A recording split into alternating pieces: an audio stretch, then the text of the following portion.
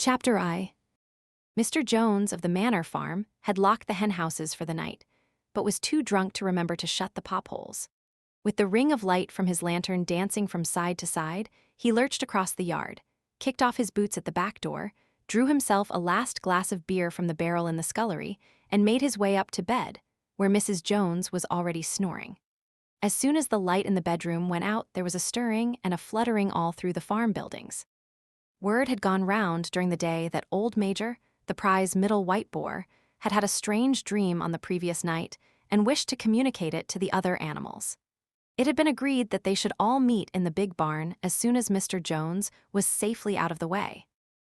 Old Major, so he was always called, though the name under which he had been exhibited was Willingdon Beauty, was so highly regarded on the farm that everyone was quite ready to lose an hour's sleep in order to hear what he had to say. At one end of the big barn, on a sort of raised platform, Major was already ensconced on his bed of straw, under a lantern which hung from a beam. He was 12 years old and had lately grown rather stout, but he was still a majestic-looking pig, with a wise and benevolent appearance in spite of the fact that his tushes had never been cut. Before long, the other animals began to arrive and make themselves comfortable after their different fashions. First came the 3 dogs, Bluebell, Jessie, and Pincher, and then the pigs, who settled down in the straw immediately in front of the platform. The hens perched themselves on the windowsills, the pigeons fluttered up to the rafters, the sheep and cows lay down behind the pigs and began to chew the cud. The 2 cart horses, Boxer and Clover, came in together, walking very slowly and setting down their vast hairy hoofs with great care lest there should be some small animal concealed in the straw. Clover was a stout motherly mare approaching middle life, who had never quite got her figure back after her 4th foal. Boxer was an enormous beast, nearly 18 hands high, and as strong as any 2 ordinary horses put together. A white stripe down his nose gave him a somewhat stupid appearance, and in fact he was not of first-rate intelligence, but he was universally respected for his steadiness of character and tremendous powers of work. After the horses came Muriel, the white goat, and Benjamin, the donkey. Benjamin was the oldest animal on the farm and the worst-tempered. He seldom talked, and when he did, it was usually to make some cynical remark. For instance, he would say that God had given him a tail to keep the flies off, but that he would sooner have had no tail and no flies. Alone among the animals on the farm, he never laughed. If asked why, he would say that he saw nothing to laugh at. Nevertheless, without openly admitting it, he was devoted to Boxer. The 2 of them usually spent their Sundays together in the small paddock beyond the orchard, grazing side by side and never speaking. The 2 horses had just lain down when a brood of ducklings, which had lost their mother, filed into the barn, cheeping feebly and wandering from side to side to find some place where they would not be trodden on. Clover made a sort of wall round them with her great foreleg, and the ducklings nestled down inside it and promptly fell asleep. At the last moment Molly, the foolish, pretty white mare who drew Mr. Jones's trap, came mincing daintily in, chewing at a lump of sugar. She took a place near the front and began flirting her white mane, hoping to draw attention to the red ribbons it was plaited with. Last of all came the cat, who looked round, as usual, for the warmest place, and finally squeezed herself in between Boxer and Clover.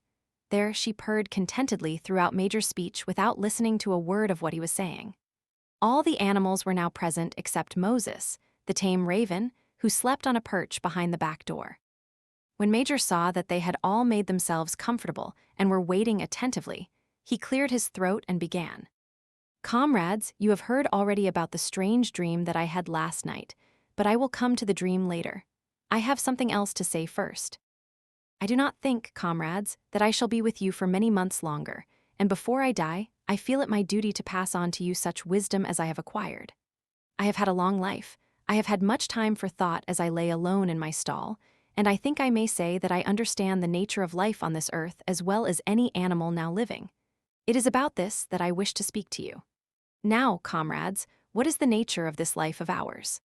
Let us face it, our lives are miserable, laborious, and short. We are born, we are given just so much food as will keep the breath in our bodies, and those of us who are capable of it are forced to work to the last atom of our strength. And the very instant that our usefulness has come to an end, we are slaughtered with hideous cruelty. No animal in England knows the meaning of happiness or leisure after he is a year old. No animal in England is free. The life of an animal is misery and slavery. That is the plain truth. But is this simply part of the order of nature? Is it because this land of ours is so poor that it cannot afford a decent life to those who dwell upon it? No, comrades, 1,000 times no. The soil of England is fertile, its climate is good, it is capable of affording food in abundance to an enormously greater number of animals than now inhabit it. This single farm of ours would support a dozen horses, 20 cows, hundreds of sheep, and all of them living in a comfort and a dignity that are now almost beyond our imagining. Why then do we continue in this miserable condition? Because nearly the whole of the produce of our labor is stolen from us by human beings. Their comrades is the answer to all our problems. It is summed up in a single word, man. Man is the only real enemy we have. Remove man from the scene, and the root cause of hunger and overwork is abolished forever. Man is the only creature that consumes without producing. He does not give milk, he does not lay eggs, he is too weak to pull the plow, he cannot run fast enough to catch rabbits. Yet he is lord of all the animals. He sets them to work, he gives back to them the bare minimum that will prevent them from starving, and the rest he keeps for himself. Our labor tills the soil, our dung fertilizes it, and yet there is not one of us that owns more than his bare skin. You cows that I see before me, how many thousands of gallons of milk have you given during this last year? And what has happened to that milk, which should have been breeding up sturdy calves? Every drop of it has gone down the throats of our enemies. And you hens, how many eggs have you laid in this last year, and how many of those eggs ever hatched into chickens? The rest have all gone to market to bring in money for Jones and his men. And you, Clover, where are those 4 foals you bore, who should have been the support and pleasure of your old age? Each was sold at a year old, you will never see one of them again. In return for your 4 confinements and all your labor in the fields, what have you ever had except your bare rations and a stall? And even the miserable lives we lead are not allowed to reach their natural span. For myself, I do not grumble, for I am one of the lucky ones. I am 12 years old and have had over 400 children. Such is the natural life of a pig, but no animal escapes the cruel knife in the end. You young porkers who are sitting in front of me, every one of you will scream your lives out at the block within a year. To that horror we all must come, cows, pigs, hens, sheep, everyone. Even the horses and the dogs have no better fate.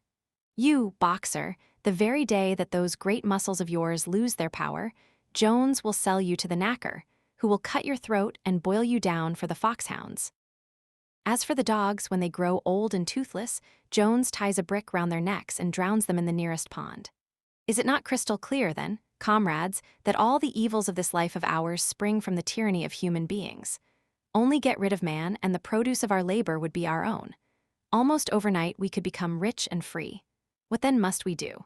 Why, work night and day, body and soul, for the overthrow of the human race.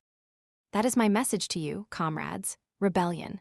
I do not know when that rebellion will come, it might be in a week or in 100 years, but I know, as surely as I see this straw beneath my feet, that sooner or later justice will be done. Fix your eyes on that, comrades, throughout the short remainder of your lives. And above all, pass on this message of mine to those who come after you, so that future generations shall carry on the struggle until it is victorious. And remember, comrades, your resolution must never falter. No argument must lead you astray. Never listen when they tell you that man and the animals have a common interest, that the prosperity of the one is the prosperity of the others. It is all lies. Man serves the interests of no creature except himself.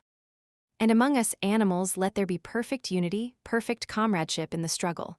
All men are enemies, all animals are comrades. At this moment, there was a tremendous uproar.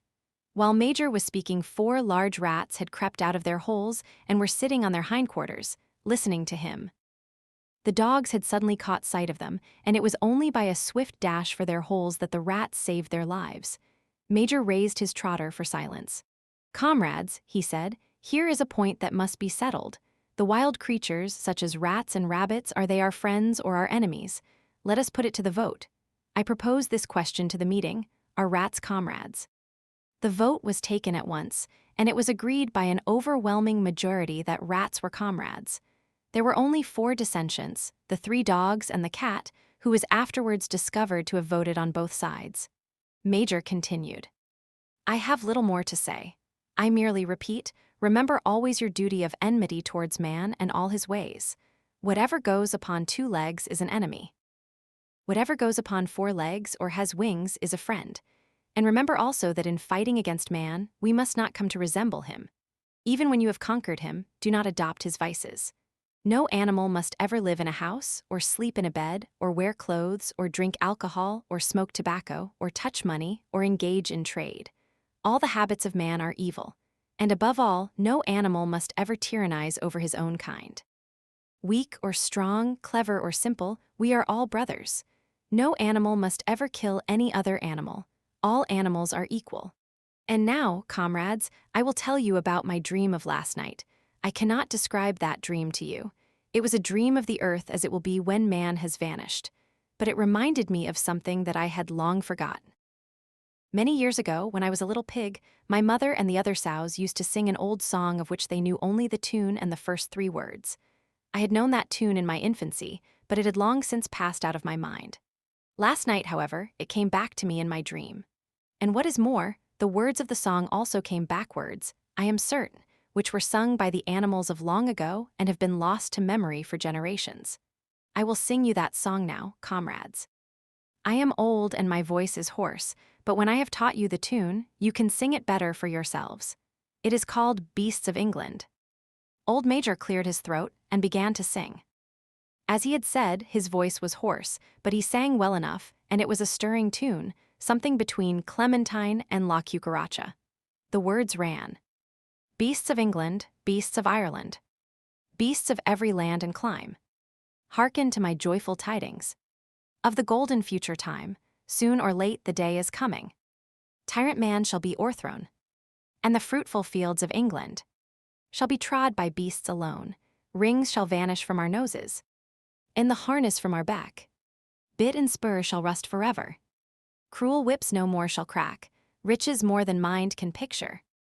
Wheat and barley, oats and hay, clover, beans, and mangel wurzels shall be ours upon that day. Bright will shine the fields of England. Purer shall its waters be. Sweeter yet shall blow its breezes. On the day that sets us free, for that day we all must labor, though we die before it break. Cows and horses, geese and turkeys, all must toil for freedom's sake. Beasts of England, beasts of Ireland, beasts of every land and clime. Hearken well and spread my tidings of the golden future time. The singing of this song threw the animals into the wildest excitement. Almost before Major had reached the end, they had begun singing it for themselves. Even the stupidest of them had already picked up the tune and a few of the words, and as for the clever ones, such as the pigs and dogs, they had the entire song by heart within a few minutes. And then, after a few preliminary tries, the whole farm burst out into Beasts of England in tremendous unison. The cows lowed it, the dogs whined it, the sheep bleated it, the horses whinnied it, the ducks quacked it. They were so delighted with the song that they sang it right through 5 times in succession, and might have continued singing it all night if they had not been interrupted. Unfortunately, the uproar awoke Mr. Jones, who sprang out of bed, making sure that there was a fox in the yard. He seized the gun, which always stood in a corner of his bedroom, and let fly a charge of number 6 shot into the darkness. The pellets buried themselves in the wall of the barn, and the meeting broke up hurriedly. Everyone fled to his own sleeping place. The birds jumped onto their perches, the animals settled down in the straw, and the whole farm was asleep in a moment. Chapter II. 3 nights later, Old Major died peacefully in his sleep. His body was buried at the foot of the orchard. This was early in March. During the next 3 months, there was much secret activity. Major's speech had given to the more intelligent animals on the farm a completely new outlook on life. They did not know when the rebellion predicted by Major would take place. They had no reason for thinking that it would be within their own lifetime, but they saw clearly that it was their duty to prepare for it. The work of teaching and organizing the others fell naturally upon the pigs, who were generally recognized as being the cleverest of the animals. Preeminent among the pigs were 2 young boars named Snowball and Napoleon, whom Mr. Jones was breeding up for sale. Napoleon was a large, rather fierce-looking Berkshire boar, the only Berkshire on the farm, not much of a talker, but with a reputation for getting his own way. Snowball was a more vivacious pig than Napoleon, quicker in speech and more inventive, but was not considered to have the same depth of character. All the other male pigs on the farm were porkers. The best known among them was a small fat pig named Squealer, with very round cheeks, twinkling eyes, nimble movements, and a shrill voice. He was a brilliant talker, and when he was arguing some difficult point, he had a way of skipping from side to side and whisking his tail, which was somehow very persuasive. The others said of Squealer that he could turn black into white. These three had elaborated Old Major's teachings into a complete system of thought, to which they gave the name of animalism. Several nights a week, after Mr. Jones was asleep, they held secret meetings in the barn and expounded the principles of animalism to the others. At the beginning, they met with much stupidity and apathy. Some of the animals talked of the duty of loyalty to Mr. Jones, whom they referred to as Master, or made elementary remarks such as, "Mr. Jones feeds us. If he were gone, we should starve to death." Others asked such questions as, "Why should we care what happens after we are dead?" Or, "If this rebellion is to happen anyway, what difference does it make whether we work for it or not?" And the pigs had great difficulty in making them see that this was contrary to the spirit of animalism. The stupidest questions of all were asked by Molly, the white mare. The very first question she asked Snowball was, "Will there still be sugar after the rebellion?" "No," said Snowball firmly. "We have no means of making sugar on this farm. Besides, you do not need sugar. You will have all the oats and hay you want." "And shall I still be allowed to wear ribbons in my mane?" asked Molly. "Comrade," said Snowball, "those ribbons that you are so devoted to are the badge of slavery.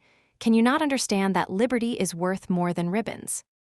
Molly agreed, but she did not sound very convinced. The pigs had an even harder struggle to counteract the lies put about by Moses, the tame raven.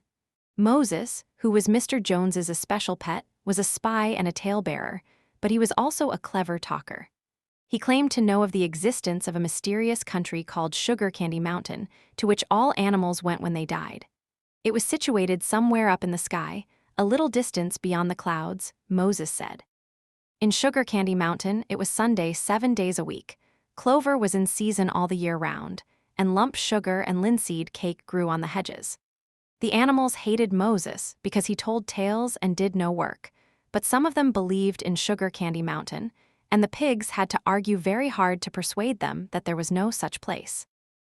Their most faithful disciples were the 2 cart horses, Boxer and Clover. These two had great difficulty in thinking anything out for themselves, but having once accepted the pigs as their teachers, they absorbed everything that they were told and passed it on to the other animals by simple arguments. They were unfailing in their attendance at the secret meetings in the barn and led the singing of Beasts of England, with which the meetings always ended. Now, as it turned out, the rebellion was achieved much earlier and more easily than anyone had expected. In past years, Mr. Jones, although a hard master, had been a capable farmer, but of late he had fallen on evil days. He had become much disheartened after losing money in a lawsuit, and had taken to drinking more than was good for him. For whole days at a time, he would lounge in his Windsor chair in the kitchen, reading the newspapers, drinking, and occasionally feeding Moses on crusts of bread soaked in beer.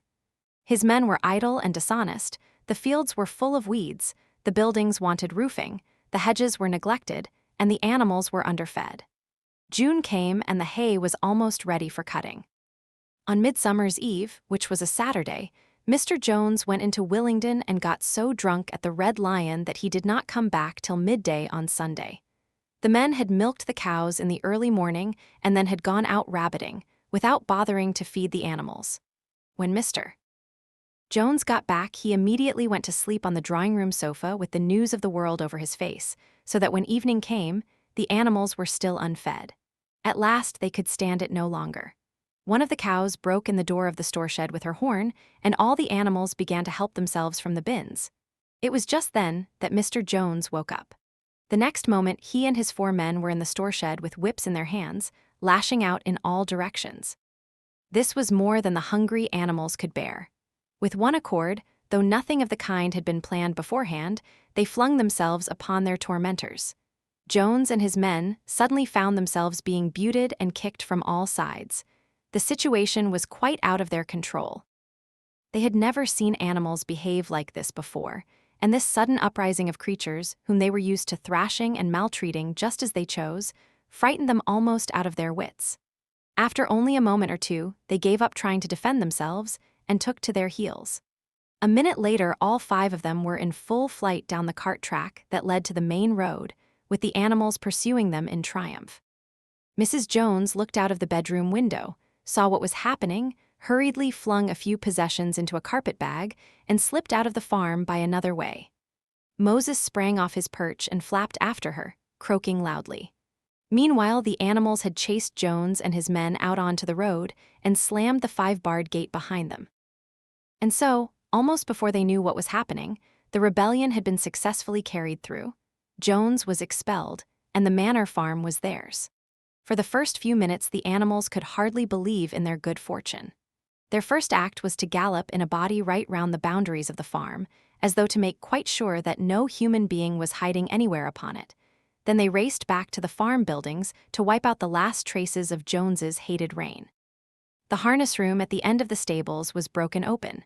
The bits, the nose rings, the dog chains, the cruel knives with which Mr. Jones had been used to castrate the pigs and lambs, were all flung down the well. The reins, the halters, the blinkers, the degrading nose bags were thrown onto the rubbish fire which was burning in the yard. So were the whips. All the animals capered with joy when they saw the whips going up in flames. Snowball also threw onto the fire the ribbons with which the horses' monnets and tails had usually been decorated on market days. "Ribbons," he said, "should be considered as clothes, which are the mark of a human being. All animals should go naked."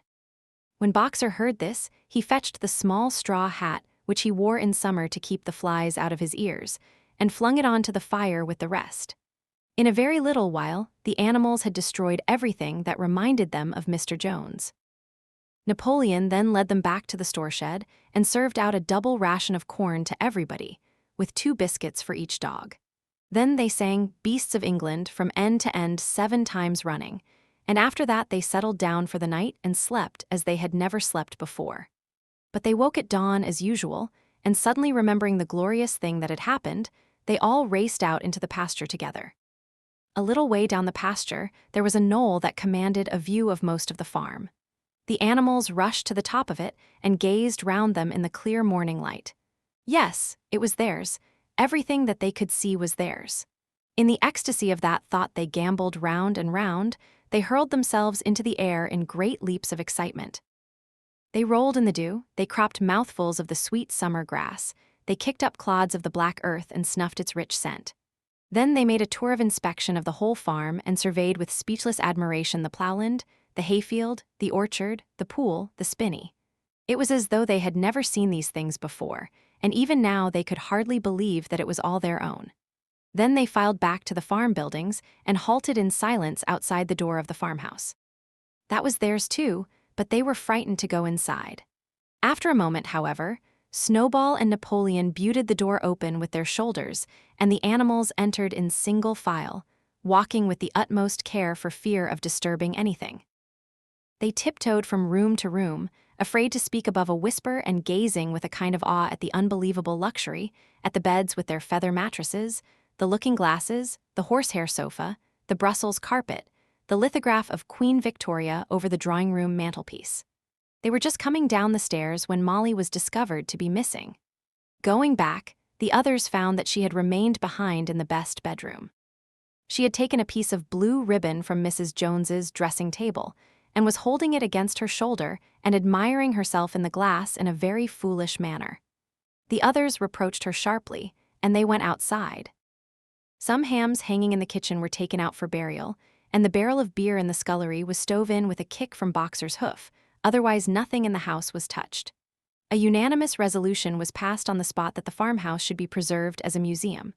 All were agreed that no animal must ever live there. The animals had their breakfast, and then Snowball and Napoleon called them together again.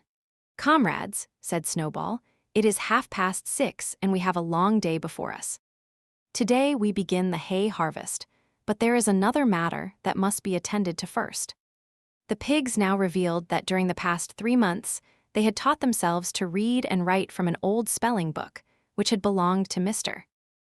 Jones's children, and which had been thrown on the rubbish heap. Napoleon sent for pots of black and white paint and led the way down to the 5-barred gate that gave onto the main road. Then Snowball, for it was Snowball who was best at writing, took a brush between the 2 knuckles of his trotter, painted out Manor Farm from the top bar of the gate, and in its place painted Animal Farm. This was to be the name of the farm from now onwards.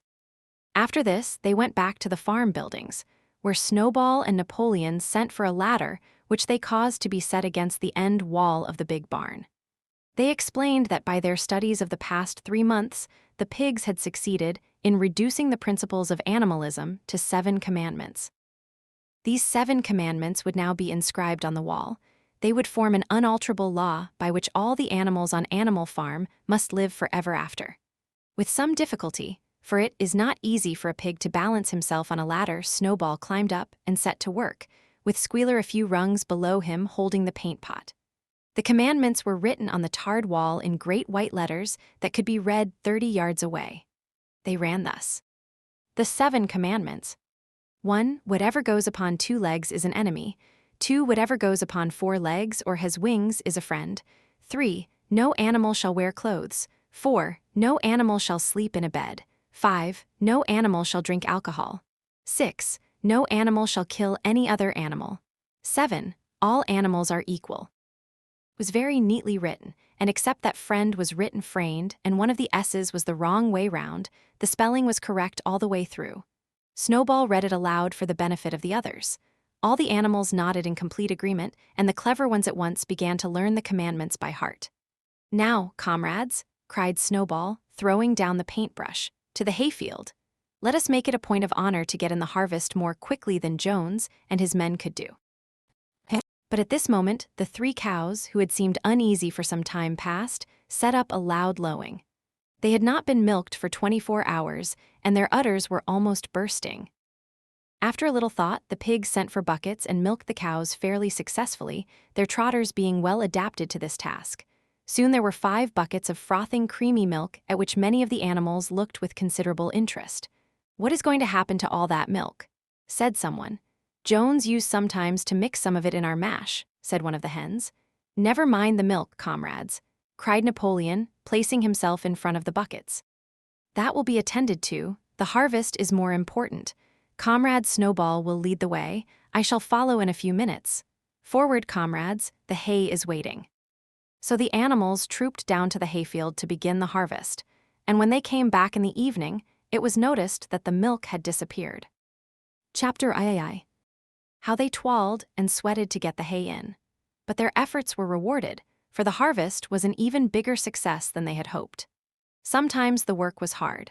The implements had been designed for human beings and not for animals, and it was a great drawback that no animal was able to use any tool that involved standing on his hind legs. But the pigs were so clever that they could think of a way round every difficulty. As for the horses, they knew every inch of the field, and in fact understood the business of mowing and raking far better than Jones and his men had ever done. The pigs did not actually work, but directed and supervised the others. With their superior knowledge, it was natural that they should assume the leadership. Boxer and Clover would harness themselves to the cutter or the horse rake. No bits or reins were needed in these days, of course, and tramp steadily round and round the field with a pig walking behind and calling out, "Gee up, comrade," or "Woe back, comrade," as the case might be, and every animal down to the humblest worked at turning the hay and gathering it. Even the ducks and hens toiled to and fro all day in the sun, carrying tiny wisps of hay in their beaks. In the end, they finished the harvest in 2 days less time than it had usually taken Jones and his men. Moreover, it was the biggest harvest that the farm had ever seen. There was no wastage whatever. The hens and ducks with their sharp eyes had gathered up the very last stalk. And not an animal on the farm had stolen so much as a mouthful. All through that summer, the work of the farm went like clockwork. The animals were happy as they had never conceived it possible to be.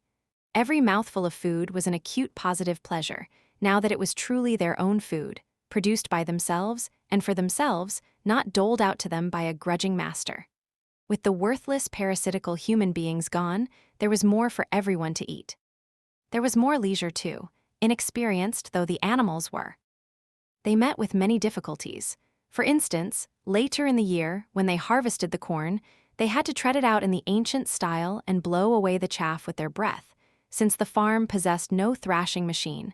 But the pigs, with their cleverness, and Boxer, with his tremendous muscles, always pulled them through. Boxer was the admiration of everybody. He had been a hard worker even in Jones's time, but now he seemed more like 3 horses than one. There were days when the entire work of the farm seemed to rest on his mighty shoulders. From morning to night, he was pushing and pulling, always at the spot where the work was hardest. He had made an arrangement with one of the cockerels to call him in the mornings half an hour earlier than anyone else, and would put in some volunteer labor at whatever seemed to be most needed before the regular day's work began. His answer to every problem, every setback, was, "I will work harder," which he had adopted as his personal motto. But everyone worked according to his capacity. The hens and ducks, for instance, saved 5 bushels of corn at the harvest by gathering up the stray grains. Nobody stole, nobody grumbled over his rations. The quarreling and biting and jealousy which had been normal features of life in the old days had almost disappeared. Nobody shirked, or almost nobody. Molly, it was true, was not good at getting up in the mornings, and had a way of leaving work early on the ground that there was a stone in her hoof, and the behavior of the cat was somewhat peculiar. It was soon noticed that when there was work to be done, the cat could never be found. She would vanish for hours on end, and then reappear at meal times, or in the evening after work was over, as though nothing had happened. But she always made such excellent excuses, and purred so affectionately, that it was impossible not to believe in her good intentions. Old Benjamin, the donkey, seemed quite unchanged since the rebellion. He did his work in the same slow, obstinate way as he had done it in Jones's time, never shirking and never volunteering for extra work either. About the rebellion and its results he would express no opinion. When asked whether he was not happier now that Jones was gone, he would say only, "Donkeys live a long time. None of you has ever seen a dead donkey," and the others had to be content with this cryptic answer. On Sundays, there was no work. Breakfast was an hour later than usual, and after breakfast there was a ceremony which was observed every week without fail. First came the hoisting of the flag. Snowball had found in the harness room an old green tablecloth of Mrs. Jones's, and had painted on it a hoof and a horn in white. This was run up the flagstaff in the farmhouse garden every Sunday morning. The flag was green, Snowball explained, to represent the green fields of England, while the hoof and horn signified the future republic of the animals, which would arise when the human race had been finally overthrown.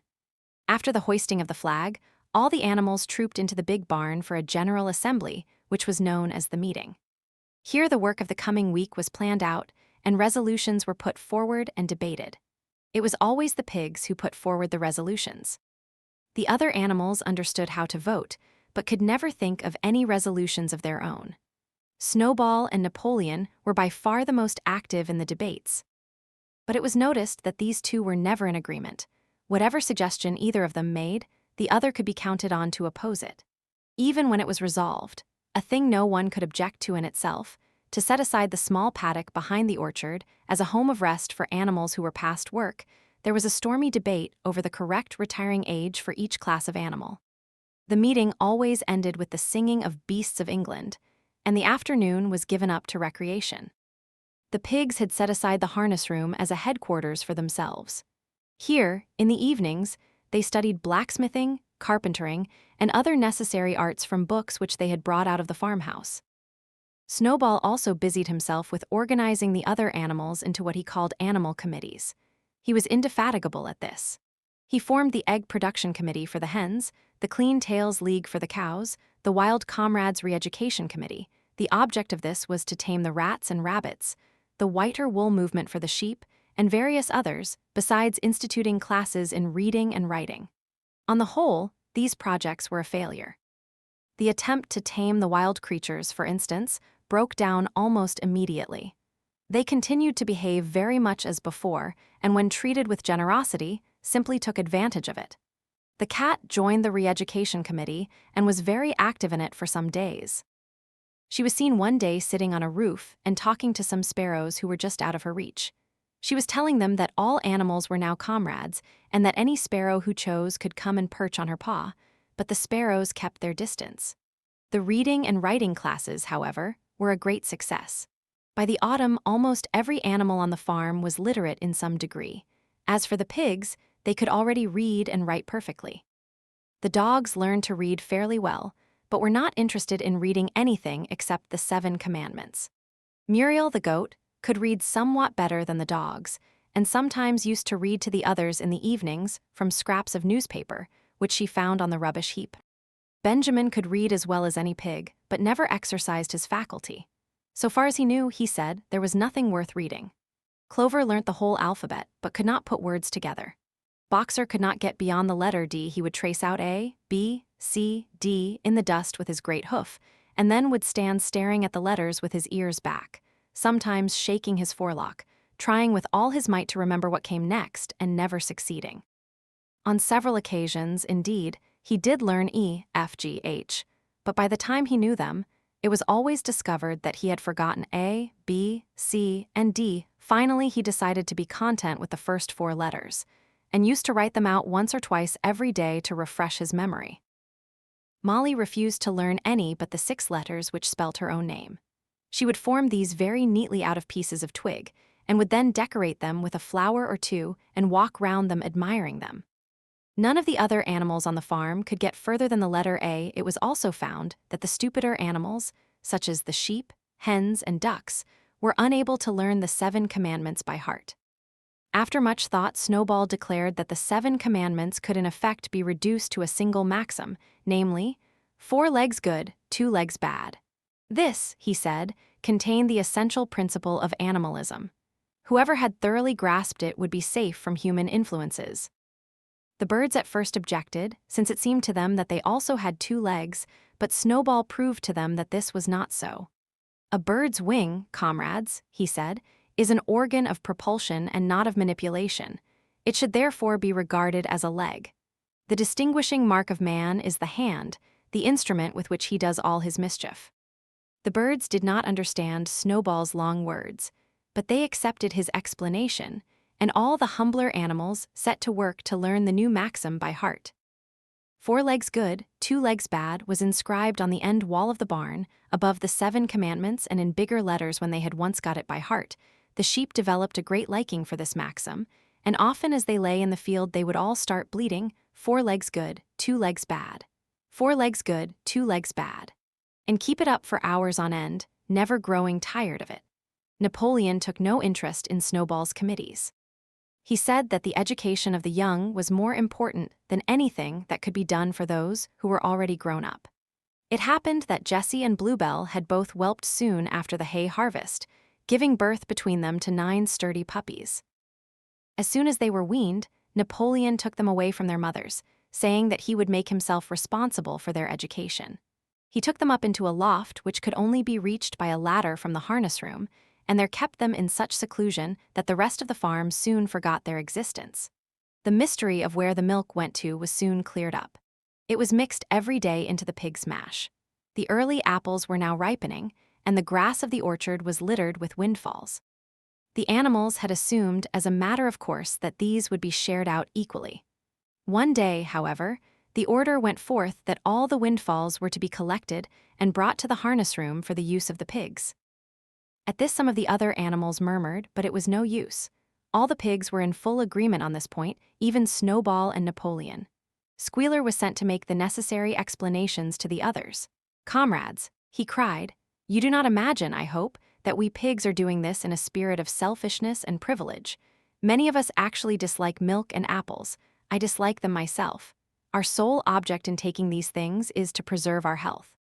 Milk and apples, this has been proved by science, comrades, contain substances absolutely necessary to the well-being of a pig.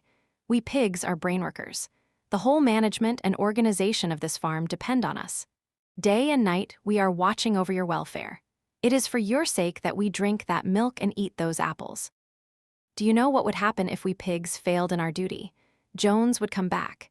Yes, Jones would come back. Surely, comrades," cried Squealer almost pleadingly, skipping from side to side and whisking his tail, "surely there is no one among you who wants to see Jones come back." Now, if there was one thing that the animals were completely certain of, it was that they did not want Jones back. When it was put to them in this light, they had no more to say. The importance of keeping the pigs in good health was all too obvious, so it was agreed without further argument that the milk and the windfall apples, and also the main crop of apples when they ripened, should be reserved for the pigs alone. Chapter IV. By the late summer, the news of what had happened on Animal Farm had spread across half the county. Every day, Snowball and Napoleon sent out flights of pigeons, whose instructions were to mingle with the animals on neighboring farms, tell them the story of the rebellion, and teach them the tune of beasts of England. Most of this time, Mr. Jones had spent sitting in the taproom of the Red Lion at Willingdon, complaining to anyone who would listen of the monstrous injustice he had suffered in being turned out of his property by a pack of good-for-nothing animals. The other farmers sympathized in principle, but they did not at first give him much help.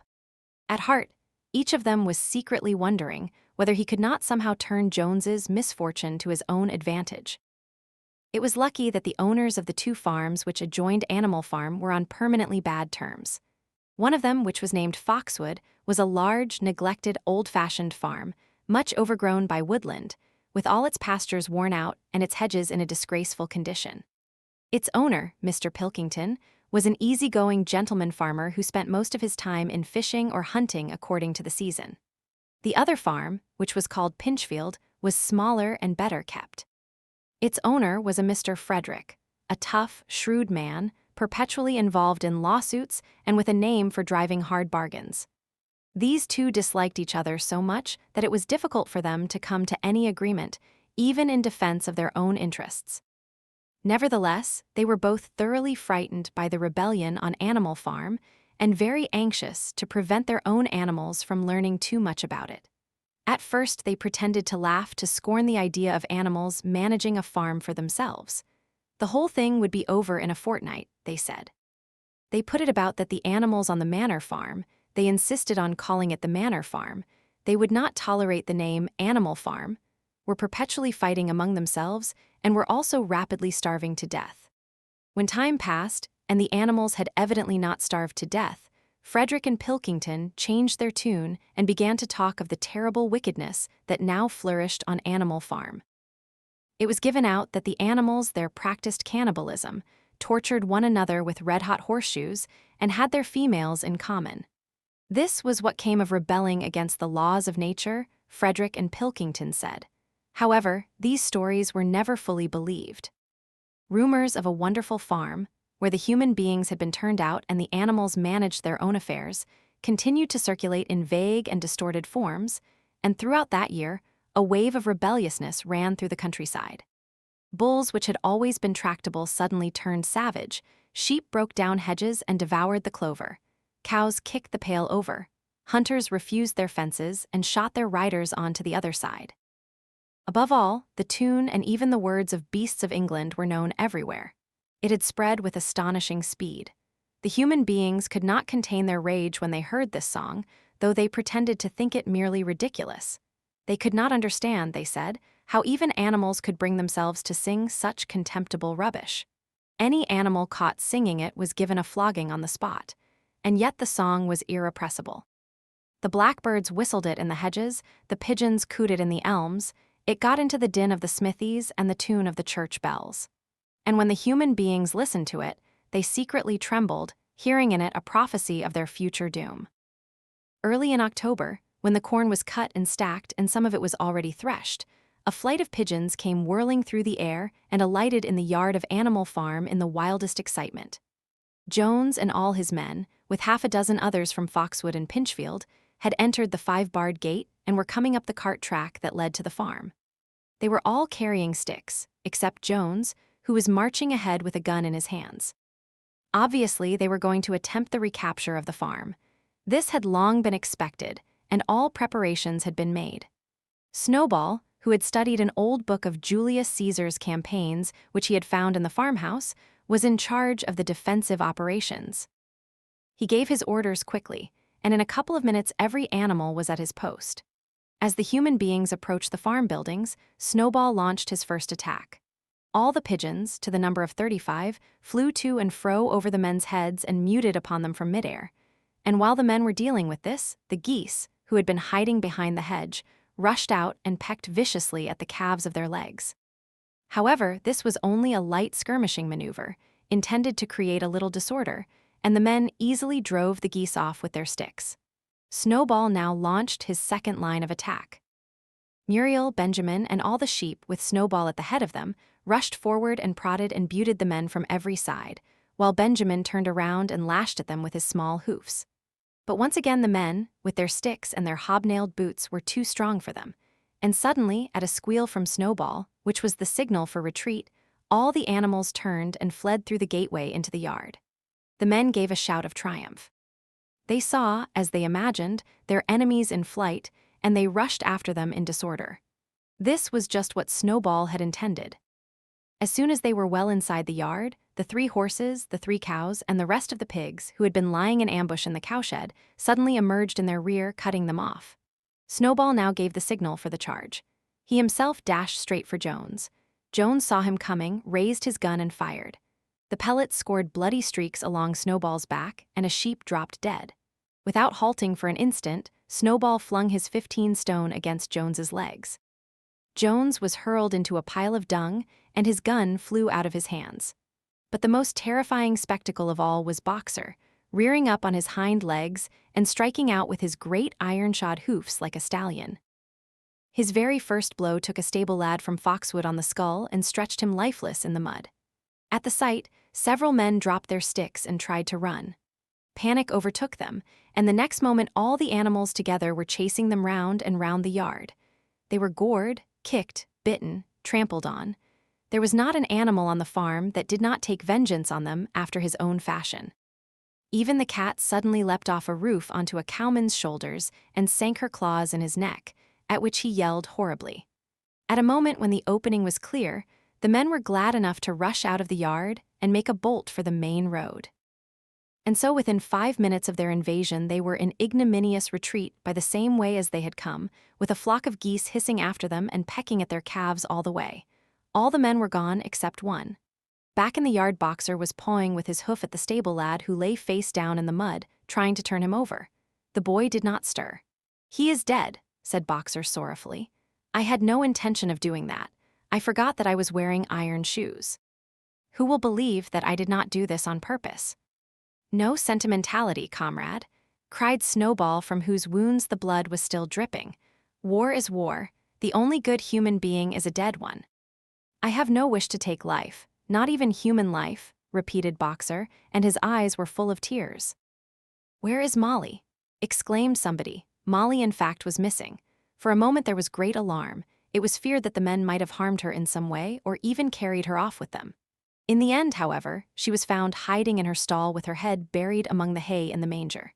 She had taken to flight as soon as the gun went off.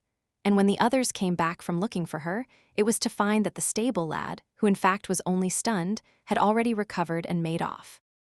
The animals had now reassembled in the wildest excitement, each recounting his own exploits in the battle at the top of his voice. An impromptu celebration of the victory was held immediately. The flag was run up and Beasts of England was sung a number of times. Then the sheep who had been killed was given a solemn funeral, a hawthorn bush being planted on her grave. At the graveside, Snowball made a little speech, emphasizing the need for all animals to be ready to die for Animal Farm if need be.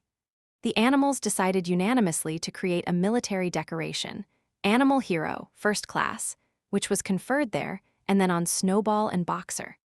It consisted of a brass medal. They were really some old horse brasses which had been found in the harness room, to be worn on Sundays and holidays. There was also Animal Hero, Second Class, which was conferred posthumously on the dead sheep. There was much discussion as to what the battle should be called. In the end, it was named the Battle of the Cowshed, since that was where the ambush had been sprung. Mr. Jones's gun had been found lying in the mud, and it was known that there was a supply of cartridges in the farmhouse. It was decided to set the gun up at the foot of the flagstaff, like a piece of artillery, and to fire it twice a year, once on October the 12th, the anniversary of the Battle of the Cowshed, and once on Midsummer Day, the anniversary of the rebellion. Chapter V. As winter drew on, Molly became more and more troublesome.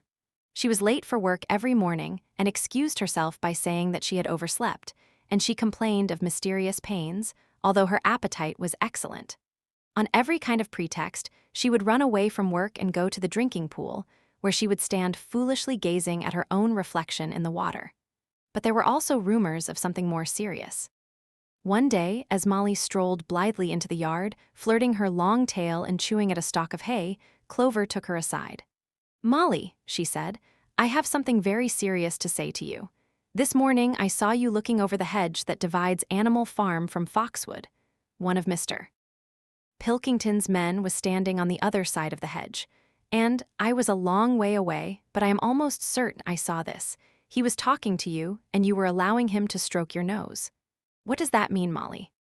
"He didn't, I wasn't, it isn't true," cried Molly, beginning to prance about and paw the ground. "Molly, look me in the face. Do you give me your word of honor that that man was not stroking your nose?" "It isn't true," repeated Molly, but she could not look Clover in the face, and the next moment she took to her heels and galloped away into the field. A thought struck Clover. Without saying anything to the others, she went to Molly's stall and turned over the straw with her hoof. Hidden under the straw was a little pile of lump sugar and several bunches of ribbon of different colors. 3 days later, Molly disappeared. For some weeks, nothing was known of her whereabouts. Then the pigeons reported that they had seen her on the other side of Willingdon. She was between the shafts of a smart dogcart painted red and black, which was standing outside a public house.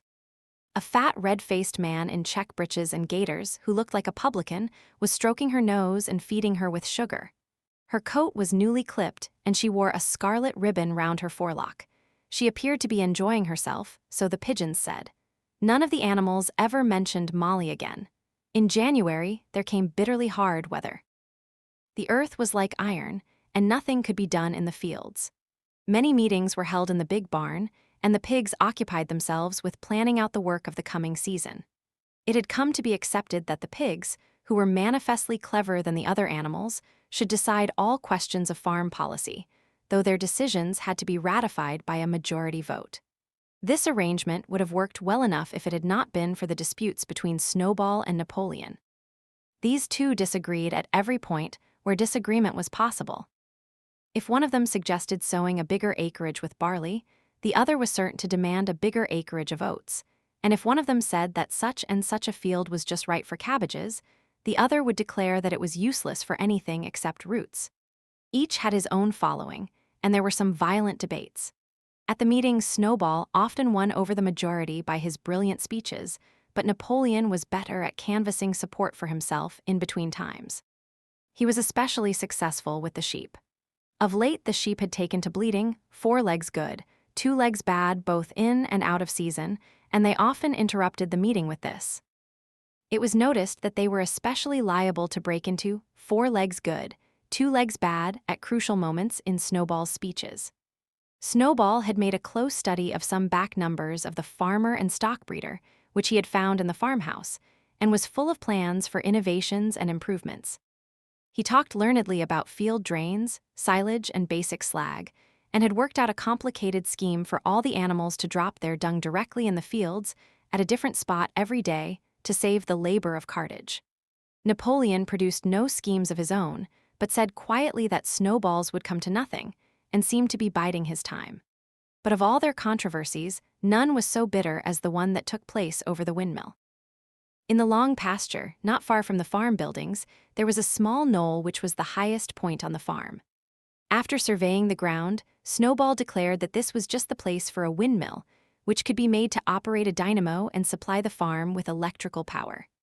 This would light the stalls and warm them in winter, and would also run a circular saw, a chaff cutter, a mangle slicer, and an electric milking machine. The animals had never heard of anything of this kind before, for the farm was an old-fashioned one and had only the most primitive machinery. And they listened in astonishment while Snowball conjured up pictures of fantastic machines which would do their work for them while they grazed at their ease in the fields or improved their minds with reading and conversation. Within a few weeks, Snowball's plans for the windmill were fully worked out. The mechanical details came mostly from 3 books which had belonged to Mr. Jones: 1,000 Useful Things to Do About the House, Every Man His Own Bricklayer, and Electricity for Beginners. Snowball used as his study a shed which had once been used for incubators and had a smooth wooden floor, suitable for drawing on. He was closeted there for hours at a time. With his books held open by a stone, and with a piece of chalk gripped between the knuckles of his trotter, he would move rapidly to and fro, drawing in line after line and uttering little whimpers of excitement. Gradually, the plans grew into a complicated mass of cranks and cogwheels, covering more than half the floor, which the other animals found completely unintelligible but very impressive. All of them came to look at Snowball's drawings at least once a day. Even the hens and ducks came and were at pains not to tread on the chalk marks. Only Napoleon held aloof. He had declared himself against the windmill from the start. One day, however, he arrived unexpectedly to examine the plans. He walked heavily round the shed, looked closely at every detail of the plans and snuffed at them once or twice, then stood for a little while contemplating them out of the corner of his eye. Then suddenly he lifted his leg, urinated over the plans, and walked out without uttering a word. The whole farm was deeply divided on the subject of the windmill. Snowball did not deny that to build it would be a difficult business. Stone would have to be carried and built up into walls, then the sails would have to be made, and after that there would be need for dynamos and cables. How these were to be procured, Snowball did not say, but he maintained that it could all be done in a year. And thereafter, he declared, so much labor would be saved that the animals would only need to work 3 days a week. Napoleon, on the other hand, argued that the great need of the moment was to increase food production, and that if they wasted time on the windmill, they would all starve to death. The animals formed themselves into 2 factions under the slogan, "Vote for Snowball and the 3-day week," and "Vote for Napoleon and the full manger." Benjamin was the only animal who did not side with either faction. He refused to believe either that food would become more plentiful or that the windmill would save work. Windmill or no windmill, he said, life would go on as it had always gone on, that is, badly. Apart from the disputes over the windmill, there was the question of the defense of the farm. It was fully realized that though the human beings had been defeated in the Battle of the Cowshed, they might make another and more determined attempt to recapture the farm and reinstate Mr. Jones.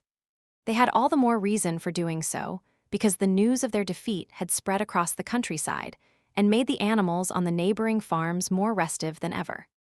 As usual, Snowball and Napoleon were in disagreement. According to Napoleon, what the animals must do was to procure firearms and train themselves in the use of them.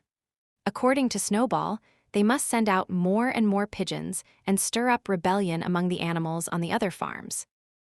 The one argued that if they could not defend themselves, they were bound to be conquered. The other argued that if rebellions happened everywhere, they would have no need to defend themselves.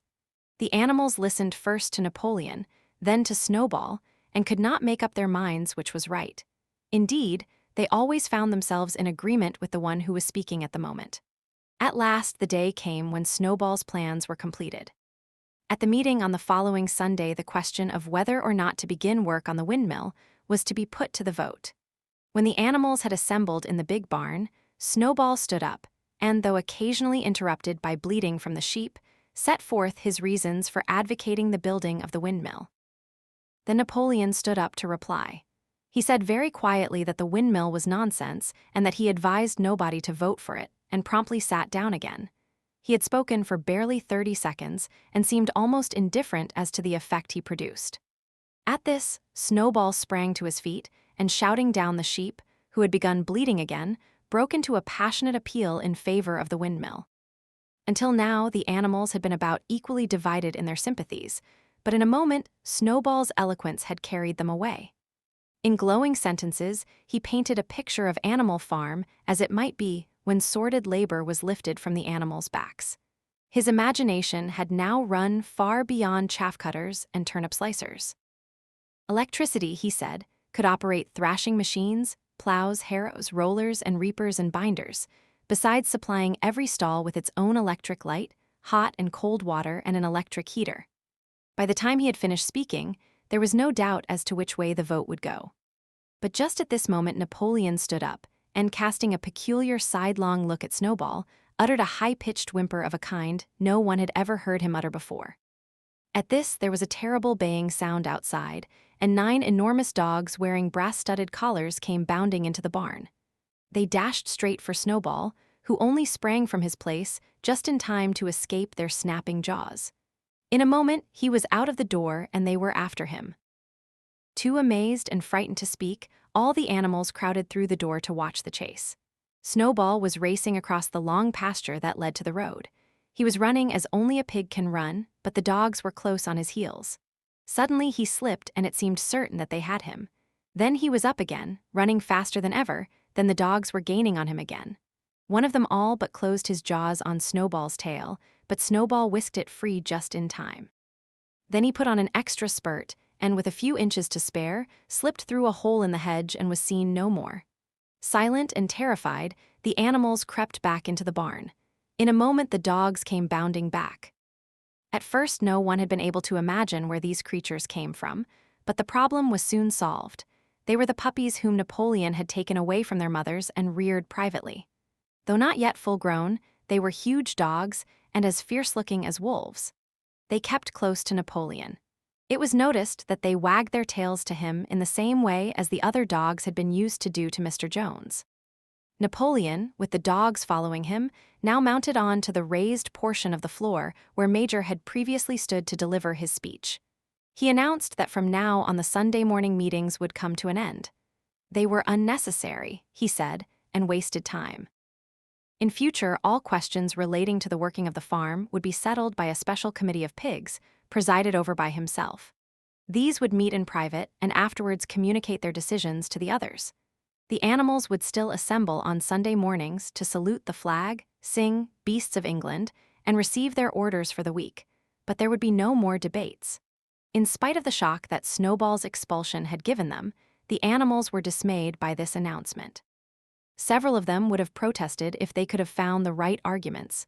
Even Boxer was vaguely troubled. He set his ears back, shook his forelock several times, and tried hard to marshal his thoughts, but in the end he could not think of anything to say. Some of the pigs themselves, however, were more articulate. 4 young porkers in the front row uttered shrill squeals of disapproval, and all 4 of them sprang to their feet and began speaking at once. But suddenly, the dogs sitting round Napoleon let out deep, menacing growls, and the pigs fell silent and sat down again. Then the sheep broke out into a tremendous bleating of 4 legs good, 2 legs bad, which went on for nearly a quarter of an hour and put an end to any chance of discussion. Afterwards Squealer was sent round the farm to explain the new arrangement to the others. "Comrades," he said, "I trust that every animal here appreciates the sacrifice that Comrade Napoleon has made in taking this extra labor upon himself. Do not imagine, comrades, that leadership is a pleasure. On the contrary, it is a deep and heavy responsibility. No one believes more firmly than Comrade Napoleon that all animals are equal. He would be only too happy to let you make your decisions for yourselves. But sometimes you might make the wrong decisions, comrades, and then where should we be? Suppose you had decided to follow Snowball with his moonshine of windmills, Snowball, who, as we now know, was no better than a criminal. He fought bravely at the Battle of the Cowshed, said somebody. Bravery is not enough, said Squealer. Loyalty and obedience are more important, and as to the Battle of the Cowshed, I believe the time will come when we shall find that Snowball's part in it was much exaggerated. Discipline, comrades, iron discipline. That is the watchword for today. One false step, and our enemies would be upon us. Surely, comrades, you do not want Jones back." Once again, this argument was unanswerable. Certainly the animals did not want Jones back. If the holding of debates on Sunday mornings was liable to bring him back, then the debates must stop. Boxer, who had now had time to think things over, voiced the general feeling by saying, "If Comrade Napoleon says it, it must be right." And from then on he adopted the maxim, "Napoleon is always right," in addition to his private motto of "I will work harder." By this time, the weather had broken, and the spring plowing had begun. The shed where Snowball had drawn his plans of the windmill had been shut up, and it was assumed that the plans had been rubbed off the floor. Every Sunday morning at 10 o'clock, the animals assembled in the big barn to receive their orders for the week. The skull of old Major, now clean of flesh, had been disinterred from the orchard and set up on a stump at the foot of the flagstaff, beside the gun. After the hoisting of the flag, the animals were required to file past the skull in a reverent manner before entering the barn. Nowadays, they did not sit all together as they had done in the past. Napoleon, with Squealer and another pig named Minimus, who had a remarkable gift for composing songs and poems, sat on the front of the raised platform, with the 9 young dogs forming a semicircle round them and the other pigs sitting behind. The rest of the animals sat facing them in the main body of the barn. Napoleon read out the orders for the week in a gruff, soldierly style, and after a single singing of Beasts of England, all the animals dispersed. On the 3rd Sunday after Snowball's expulsion, the animals were somewhat surprised to hear Napoleon announce that the windmill was to be built after all. He did not give any reason for having changed his mind, but merely warned the animals that this extra task would mean very hard work. It might even be necessary to reduce their rations. The plans, however, had all been prepared, down to the last detail. A special committee of pigs had been at work upon them for the past 3 weeks. The building of the windmill, with various other improvements, was expected to take 2 years. That evening Squealer explained privately to the other animals that Napoleon had never in reality been opposed to the windmill. On the contrary, it was he who had advocated it in the beginning, and the plan which Snowball had drawn on the floor of the incubator shed had actually been stolen from among Napoleon's papers. The windmill was, in fact, Napoleon's own creation. Why then, ask somebody, had he spoken so strongly against it? Here Squealer looked very sly. That, he said, was Comrade Napoleon's cunning. He had seemed to oppose the windmill, simply as a maneuver to get rid of Snowball, who was a dangerous character and a bad influence. Now that Snowball was out of the way, the plan could go forward without his interference. This, said Squealer, was something called tactics. He repeated a number of times, tactics, comrades, tactics, skipping round and whisking his tail with a merry laugh. The animals were not certain what the word meant, but Squealer spoke so persuasively, and the 3 dogs who happened to be with him growled so threateningly that they accepted his explanation without further questions. Chapter VI. All that year the animals worked like slaves. But they were happy in their work. They grudged no effort or sacrifice, well aware that everything that they did was for the benefit of themselves and those of their kind who would come after them, and not for a pack of idle, thieving human beings. Throughout the spring and summer, they worked a 60-hour week, and in August Napoleon announced that there would be work on Sunday afternoons as well. This work was strictly voluntary, but any animal who absented himself from it would have his rations reduced by half. Even so, it was found necessary to leave certain tasks undone. The harvest was a little less successful than in the previous year, and 2 fields which should have been sown with roots in the early summer were not sown because the plowing had not been completed early enough. It was possible to foresee that the coming winter would be a hard one. The windmill presented unexpected difficulties. There was a good quarry of limestone on the farm, and plenty of sand and cement had been found in one of the outhouses, so that all the materials for building were at hand. But the problem the animals could not at first solve was how to break up the stone into pieces of suitable size. There seemed no way of doing this except with picks and crowbars, which no animal could use, because no animal could stand on his hind legs. Only after weeks of vain effort did the right idea occur to somebody, namely, to utilize the force of gravity.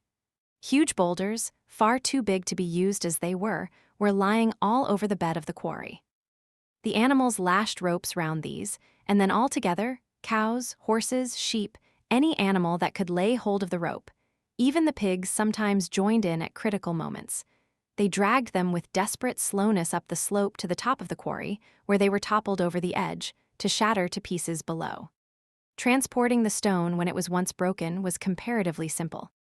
The horses carried it off in cartloads, the sheep dragged single blocks, even Muriel and Benjamin yoked themselves into an old governess cart and did their share.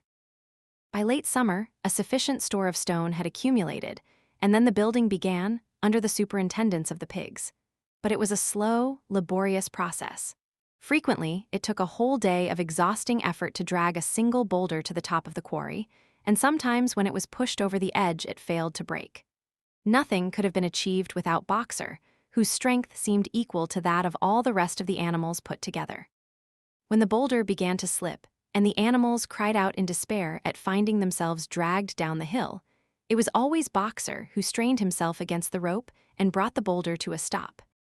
To see him toiling up the slope inch by inch, his breath coming fast, the tips of his hoofs clawing at the ground, and his great sides matted with sweat, filled everyone with admiration. Clover warned him sometimes to be careful not to overstrain himself, but Boxer would never listen to her. His two slogans, "I will work harder" and "Napoleon is always right," seemed to him a sufficient answer to all problems. He had made arrangements with the cockerel to call him 3/4 of an hour earlier in the mornings instead of half an hour. And in his spare moments, of which there were not many nowadays, he would go alone to the quarry, collect a load of broken stone, and drag it down to the site of the windmill unassisted. The animals were not badly off throughout that summer, in spite of the hardness of their work. If they had no more food than they had had in Jones's day, at least they did not have less. The advantage of only having to feed themselves, and not having to support 5 extravagant human beings as well, was so great that it would have taken a lot of failures to outweigh it. And in many ways, the animal method of doing things was more efficient and saved labor. Such jobs as weeding, for instance, could be done with a thoroughness impossible to human beings. And again, since no animal now stole, it was unnecessary to fence off pasture from arable land, which saved a lot of labor on the upkeep of hedges and gates. Nevertheless, as the summer wore on, various unforeseen shortages began to make themselves felt. There was need of paraffin oil, nails, string, dog biscuits, and iron for the horses' shoes, none of which could be produced on the farm. Later, there would also be need for seeds and artificial manures, besides various tools and, finally, the machinery for the windmill. How these were to be procured, no one was able to imagine. One Sunday morning, when the animals assembled to receive their orders, Napoleon announced that he had decided upon a new policy. From now onwards, Animal Farm would engage in trade with the neighboring farms. Not, of course, for any commercial purpose, but simply in order to obtain certain materials which were urgently necessary. The needs of the windmill must override everything else, he said. He was therefore making arrangements to sell a stack of hay and part of the current year's wheat crop, and later on, if more money were needed, it would have to be made up by the sale of eggs, for which there was always a market in Willingdon. The hens, said Napoleon, should welcome this sacrifice as their own special contribution towards the building of the windmill. Once again, the animals were conscious of a vague uneasiness. Never to have any dealings with human beings, never to engage in trade, never to make use of money. Had not these been among the earliest resolutions passed at that first triumphant meeting after Jones was expelled? All the animals remembered passing such resolutions, or at least they thought that they remembered it. The 4 young pigs who had protested when Napoleon abolished the meetings raised their voices timidly, but they were promptly silenced by a tremendous growling from the dogs. Then, as usual, the sheep broke into 4 legs good, 2 legs bad, and the momentary awkwardness was smoothed over. Finally, Napoleon raised his trotter for silence and announced that he had already made all the arrangements. There would be no need for any of the animals to come in contact with human beings, which would clearly be most undesirable. He intended to take the whole burden upon his own shoulders. A Mr. Whymper, a solicitor living in Willingdon, had agreed to act as intermediary between Animal Farm and the outside world, and would visit the farm every Monday morning to receive his instructions. Napoleon ended his speech with his usual cry of "Long live Animal Farm." And after the singing of Beasts of England, the animals were dismissed. Afterwards, Squealer made a round of the farm and set the animals' minds at rest. He assured them that the resolution against engaging in trade and using money had never been passed or even suggested. It was pure imagination, probably traceable in the beginning to lies circulated by Snowball. A few animals still felt faintly doubtful, but Squealer asked them shrewdly, "Are you certain that this is not something that you have dreamed, comrades? Have you any record of such a resolution? Is it written down anywhere?" And since it was certainly true that nothing of the kind existed in writing, the animals were satisfied that they had been mistaken. Every Monday Mr. Whymper visited the farm as had been arranged. He was a sly-looking little man with side whiskers, a solicitor in a very small way of business, but sharp enough to have realized earlier than anyone else that Animal Farm would need a broker and that the commissions would be worth having. The animals watched his coming and going with a kind of dread and avoided him as much as possible. Nevertheless, the sight of Napoleon, on all fours, delivering orders to Whymper, who stood on 2 legs, roused their pride and partly reconciled them to the new arrangement. Their relations with the human race were now not quite the same as they had been before. The human beings did not hate Animal Farm any less now that it was prospering.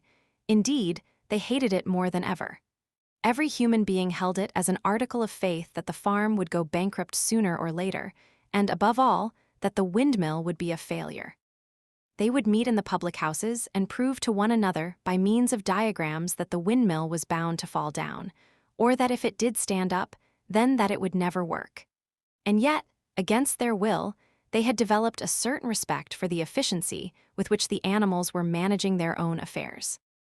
One symptom of this was that they had begun to call Animal Farm by its proper name and ceased to pretend that it was called the Manor Farm.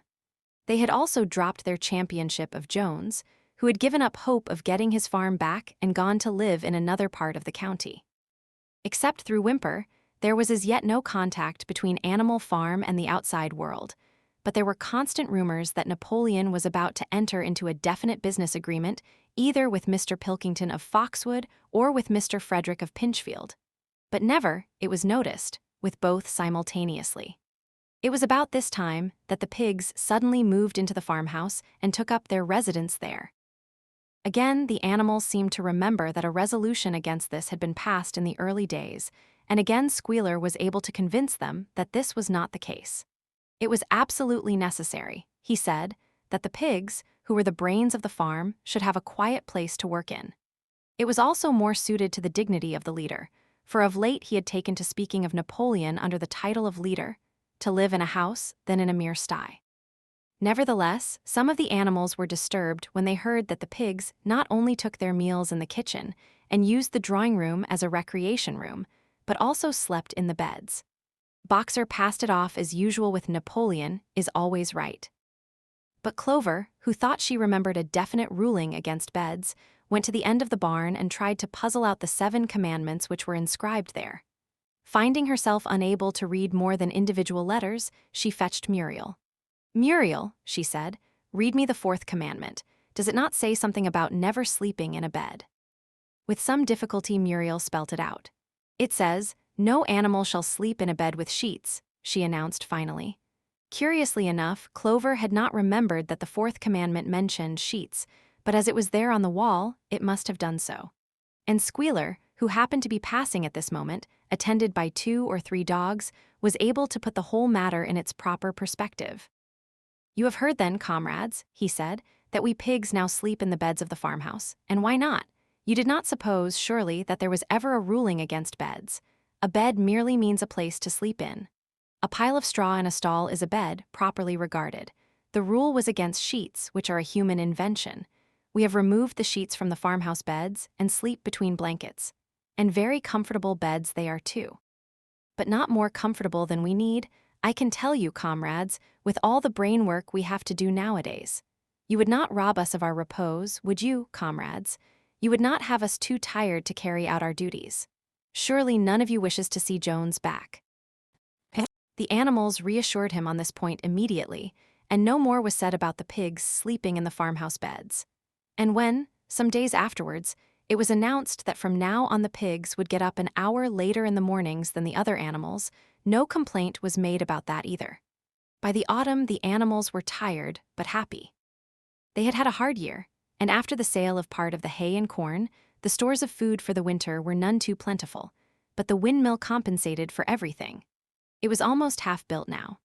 After the harvest, there was a stretch of clear, dry weather, and the animals toiled harder than ever, thinking it well worth while to plod to and fro all day with blocks of stone, if by doing so they could raise the walls another foot. Boxer would even come out at nights and work for an hour or 2 on his own, by the light of the harvest moon.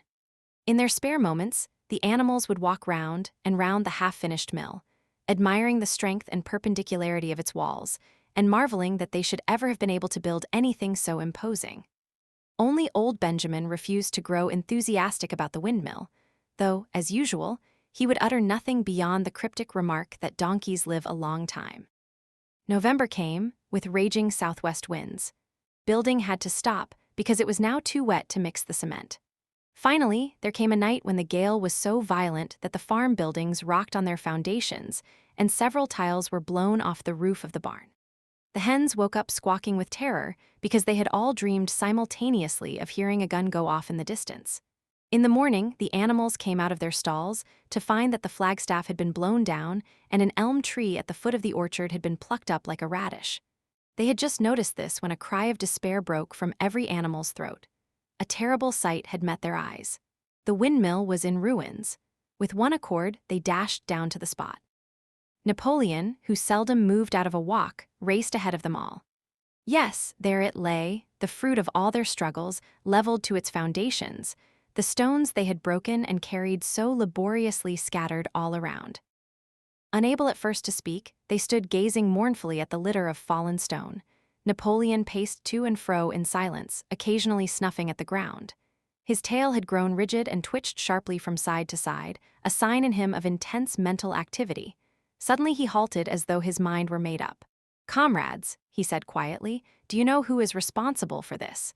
Do you know the enemy who has come in the night and overthrown our windmill? Snowball." He suddenly roared in a voice of thunder. "Snowball has done this thing. In sheer malignity, thinking to set back our plans and avenge himself for his ignominious expulsion, this traitor has crept here under cover of night and destroyed our work of nearly a year. Comrades, here and now I pronounce the death sentence upon Snowball. Animal hero, second class, and half a bushel of apples to any animal who brings him to justice, a full bushel to anyone who captures him alive."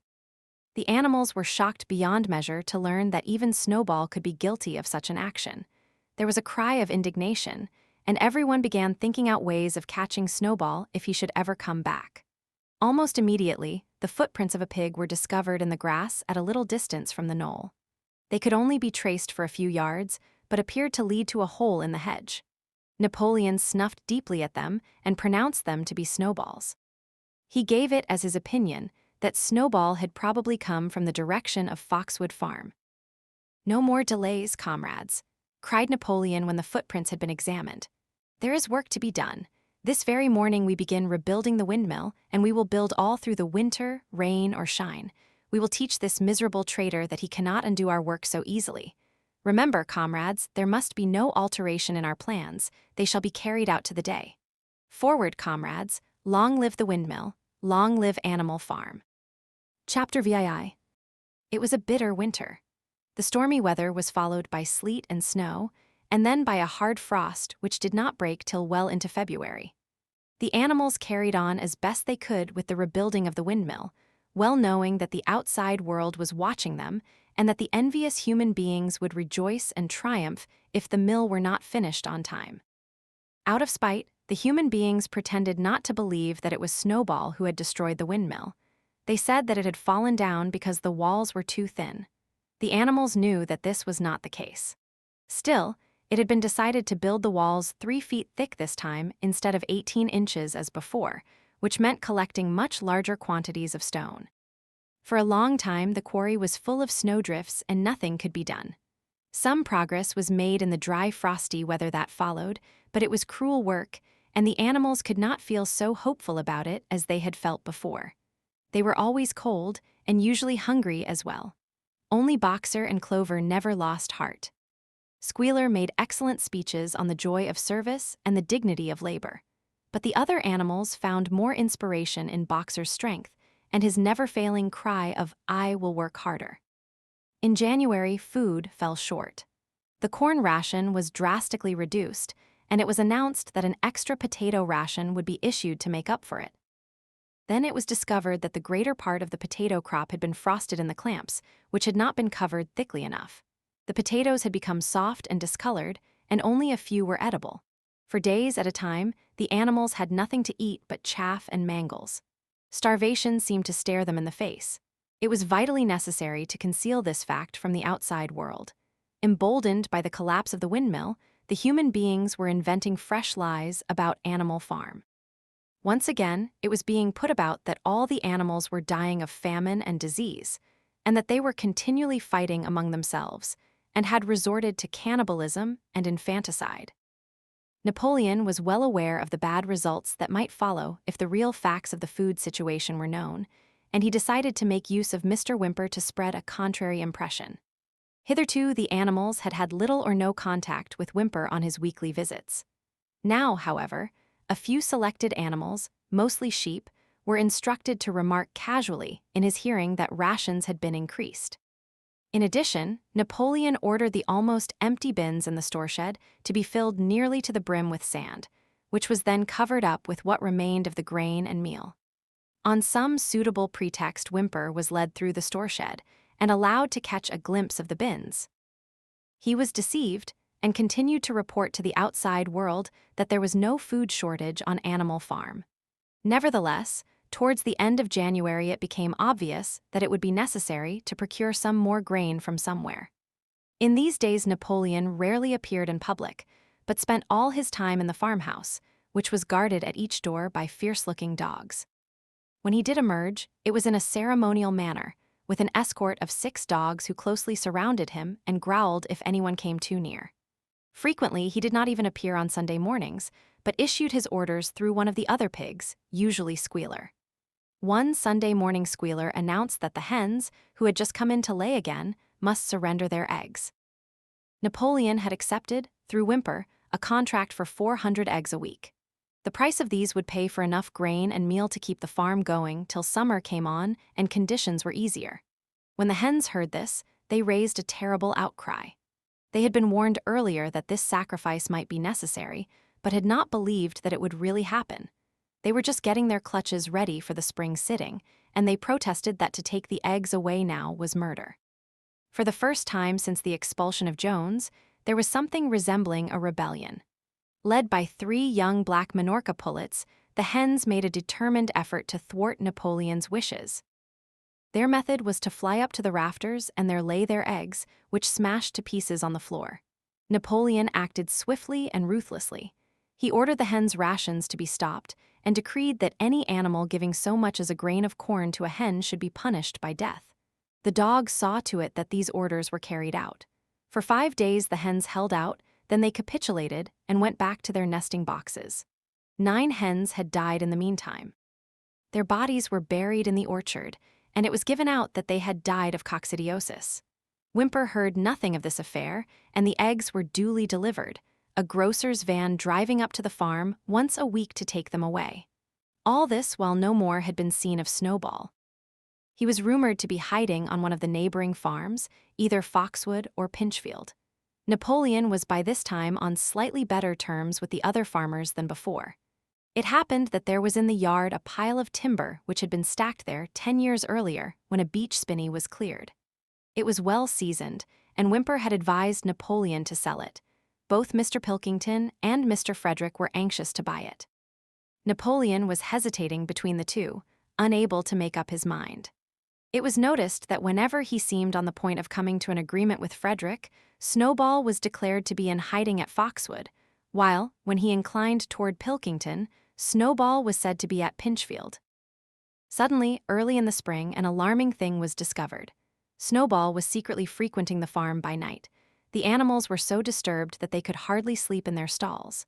Every night, it was said, he came creeping in under cover of darkness and performed all kinds of mischief. He stole the corn, he upset the milk pails, he broke the eggs, he trampled the seed beds, he gnawed the bark off the fruit trees. Whenever anything went wrong, it became usual to attribute it to Snowball. If a window was broken or a drain was blocked up, someone was certain to say that Snowball had come in the night and done it. And when the key of the store shed was lost, the whole farm was convinced that Snowball had thrown it down the well. Curiously enough, they went on believing this even after the mislaid key was found under a sack of meal.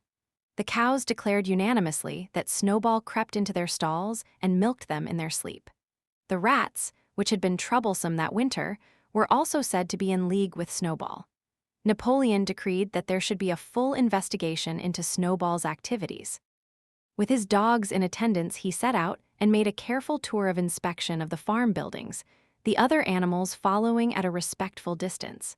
At every few steps, Napoleon stopped and snuffed the ground for traces of Snowball's footsteps, which, he said, he could detect by the smell. He snuffed in every corner, in the barn, in the cowshed, in the hen houses, in the vegetable garden, and found traces of Snowball almost everywhere.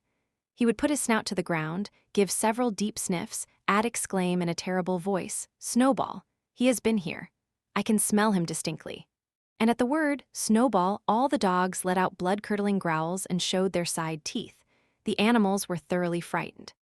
It seemed to them as though Snowball were some kind of invisible influence, pervading the air about them and menacing them with all kinds of dangers.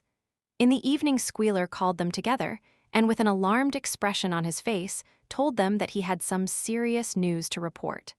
"Comrades," cried Squealer, making little nervous skips, "a most terrible thing has been discovered. Snowball has sold himself to Frederick of Pinchfield Farm, who is even now plotting to attack us and take our farm away from us. Snowball is to act as his guide when the attack begins, but there is worse than that.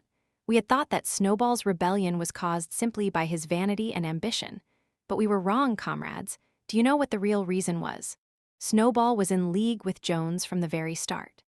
He was Jones's secret agent all the time. It has all been proved by documents which he left behind him and which we have only just discovered. To my mind, this explains a great deal, comrades. Did we not see for ourselves how he attempted, fortunately without success, to get us defeated and destroyed at the Battle of the Cowshed? The animals were stupefied. This was a wickedness far outdoing Snowball's destruction of the windmill, but it was some minutes before they could fully take it in. They all remembered, or thought they remembered, how they had seen Snowball charging ahead of them at the Battle of the Cowshed, how he had rallied and encouraged them at every turn, and how he had not paused for an instant even when the pellets from Jones's gun had wounded his back. At first, it was a little difficult to see how this fitted in with his being on Jones's side. Even Boxer, who seldom asked questions, was puzzled. He lay down, tucked his 4 hoofs beneath him, shut his eyes, and with a hard effort managed to formulate his thoughts. "I do not believe that," he said. "Snowball fought bravely at the Battle of the Cowshed. I saw him myself.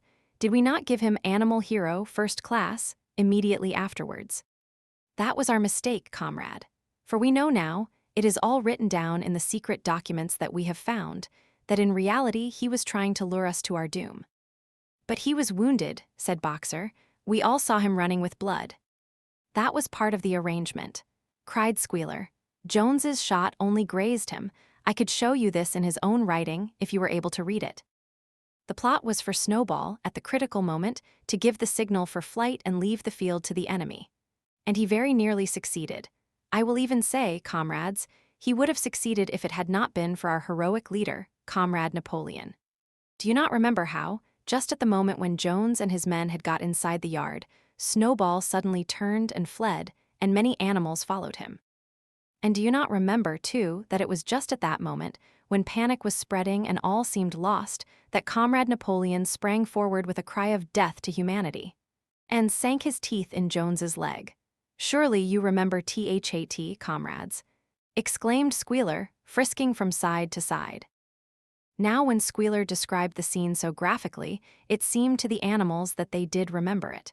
At any rate, they remembered that at the critical moment of the battle Snowball had turned to flee, but Boxer was still a little uneasy. "I do not believe that Snowball was a traitor at the beginning," he said finally. "What he has done since is different, but I believe that at the Battle of the Cowshed he was a good comrade." "Our leader, Comrade Napoleon," announced Squealer, speaking very slowly and firmly, "has stated categorically, comrade, that Snowball was Jones's agent from the very beginning, yes, and from long before the rebellion was ever thought of." "Ah, that is different," said Boxer. "If Comrade Napoleon says it, it must be right." "That is the true spirit, comrade," cried Squealer, but it was noticed he cast a very ugly look at Boxer with his little twinkling eyes. He turned to go, then paused and added impressively, "I warn every animal on this farm to keep his eyes very wide open, for we have reason to think that some of Snowball's secret agents are lurking among us at this moment." 4 days later, in the late afternoon, Napoleon ordered all the animals to assemble in the yard. When they were all gathered together, Napoleon emerged from the farmhouse, wearing both his medals, for he had recently awarded himself Animal Hero, First Class, and Animal Hero, Second Class, with his 9 huge dogs frisking round him and uttering growls that sent shivers down all the animals' spines. They all cowered silently in their places, seeming to know in advance that some terrible thing was about to happen. Napoleon stood sternly surveying his audience, Then he uttered a high-pitched whimper. Immediately the dogs bounded forward, seized 4 of the pigs by the ear and dragged them, squealing with pain and terror, to Napoleon's feet. The pigs' ears were bleeding, the dogs had tasted blood, and for a few moments they appeared to go quite mad. To the amazement of everybody, 3 of them flung themselves upon Boxer. Boxer saw them coming and put out his great hoof, caught a dog in midair, and pinned him to the ground. The dog shrieked for mercy, and the other 2 fled with their tails between their legs. Boxer looked at Napoleon to know whether he should crush the dog to death or let it go. Napoleon appeared to change countenance and sharply ordered Boxer to let the dog go, whereat Boxer lifted his hoof, and the dog slunk away, bruised and howling. Presently the tumult died down. The 4 pigs waited, trembling, with guilt written on every line of their countenances. Napoleon now called upon them to confess their crimes. They were the same 4 pigs as had protested when Napoleon abolished the Sunday meetings. Without any further prompting, they confessed that they had been secretly in touch with Snowball ever since his expulsion, that they had collaborated with him in destroying the windmill, and that they had entered into an agreement with him to hand over Animal Farm to Mr. Frederick. They added that Snowball had privately admitted to them that he had been Jones's secret agent for years past. When they had finished their confession, the dogs promptly tore their throats out, and in a terrible voice Napoleon demanded whether any other animal had anything to confess. The 3 hens who had been the ringleaders in the attempted rebellion over the eggs now came forward and stated that Snowball had appeared to them in a dream and incited them to disobey Napoleon's orders. They, too, were slaughtered. Then a goose came forward and confessed to having secreted 6 ears of corn during the last year's harvest and eaten them in the night. Then a sheep confessed to having urinated in the drinking pool, urged to do this, so she said, by Snowball, and 2 other sheep confessed to having murdered an old ram, an especially devoted follower of Napoleon, by chasing him round and round a bonfire when he was suffering from a cough. They were all slain on the spot. And so the tale of confessions and executions went on, until there was a pile of corpses lying before Napoleon's feet, and the air was heavy with the smell of blood, which had been unknown there since the expulsion of Jones. When it was all over, the remaining animals, except for the pigs and dogs, crept away in a body. They were shaken and miserable. They did not know which was more shocking, the treachery of the animals who had leagued themselves with Snowball, or the cruel retribution they had just witnessed. In the old days there had often been scenes of bloodshed equally terrible, but it seemed to all of them that it was far worse now that it was happening among themselves. Since Jones had left the farm, until today, no animal had killed another animal. Not even a rat had been killed. They had made their way on to the little knoll where the half-finished windmill stood, and with one accord they all lay down as though huddling together for warmth. Clover, Muriel, Benjamin, the cows, the sheep, and a whole flock of geese and hens. Everyone, indeed, except the cat, who had suddenly disappeared just before Napoleon ordered the animals to assemble. For some time, nobody spoke. Only Boxer remained on his feet. He fidgeted to and fro, swishing his long black tail against his sides and occasionally uttering a little whinny of surprise. Finally he said, "I do not understand it. I would not have believed that such things could happen on our farm. It must be due to some fault in ourselves. The solution, as I see it, is to work harder. From now onwards, I shall get up a full hour earlier in the mornings." And he moved off at his lumbering trot and made for the quarry. Having got there, he collected 2 successive loads of stone and dragged them down to the windmill before retiring for the night. The animals huddled about Clover, not speaking. The knoll where they were lying gave them a wide prospect across the countryside. Most of Animal Farm was within their view, the long pasture stretching down to the main road, the hayfield, the spinney, the drinking pool, the plowed fields where the young wheat was thick and green, and the red roofs of the farm buildings with the smoke curling from the chimneys. It was a clear spring evening. The grass and the bursting hedges were gilded by the level rays of the sun. Never had the farm, and with a kind of surprise, they remembered that it was their own farm, every inch of it their own property, appeared to the animals so desirable a place. As Clover looked down the hillside, her eyes filled with tears. If she could have spoken her thoughts, it would have been to say that this was not what they had aimed at when they had set themselves years ago to work for the overthrow of the human race. These scenes of terror and slaughter were not what they had looked forward to on that night, when Old Major first stirred them to rebellion. If she herself had had any picture of the future, it had been of a society of animals set free from hunger and the whip, all equal, each working according to his capacity, the strong protecting the weak, as she had protected the lost brood of ducklings with her foreleg on the night of Major's speech. Instead, she did not know why, they had come to a time when no one dared speak his mind, when fierce, growling dogs roamed everywhere, and when you had to watch your comrades torn to pieces after confessing to shocking crimes. There was no thought of rebellion or disobedience in her mind. She knew that, even as things were, they were far better off than they had been in the days of Jones, and that before all else it was needful to prevent the return of the human beings. Whatever happened, she would remain faithful, work hard, carry out the orders that were given to her, and accept the leadership of Napoleon. But still, it was not for this that she and all the other animals had hoped and toiled. It was not for this that they had built the windmill and faced the bullets of Jones's gun. Such were her thoughts, though she lacked the words to express them. At last, feeling this to be in some way a substitute for the words she was unable to find, she began to sing Beasts of England. The other animals sitting round her took it up, and they sang it 3 times over, very tunefully, but slowly and mournfully, in a way they had never sung it before. They had just finished singing it for the 3rd time when Squealer, attended by 2 dogs, approached them with the air of having something important to say. He announced that, by a special decree of Comrade Napoleon, Beasts of England had been abolished. From now onwards it was forbidden to sing it. The animals were taken aback. "Why?" cried Muriel. "It's no longer needed, comrade," said Squealer stiffly. Beasts of England was the song of the rebellion, but the rebellion is now completed. The execution of the traitors this afternoon was the final act. The enemy, both external and internal, has been defeated. In Beasts of England, we expressed our longing for a better society in days to come. But that society has now been established. Clearly, this song has no longer any purpose.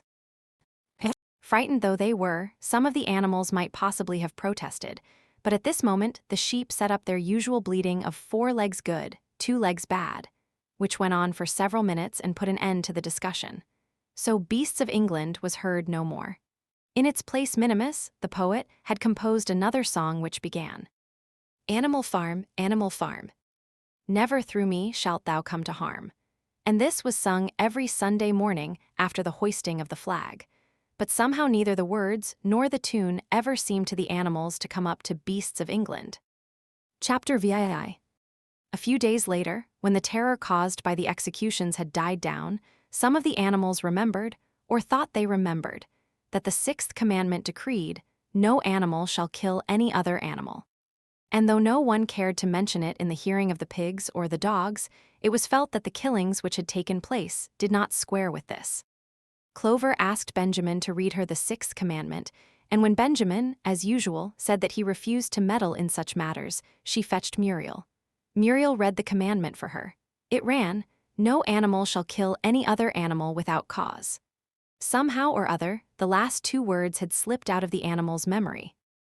But they saw now that the commandment had not been violated, for clearly there was good reason for killing the traitors who had leagued themselves with Snowball. Throughout the year, the animals worked even harder than they had worked in the previous year. To rebuild the windmill, with walls twice as thick as before, and to finish it by the appointed date, together with the regular work of the farm, was a tremendous labor.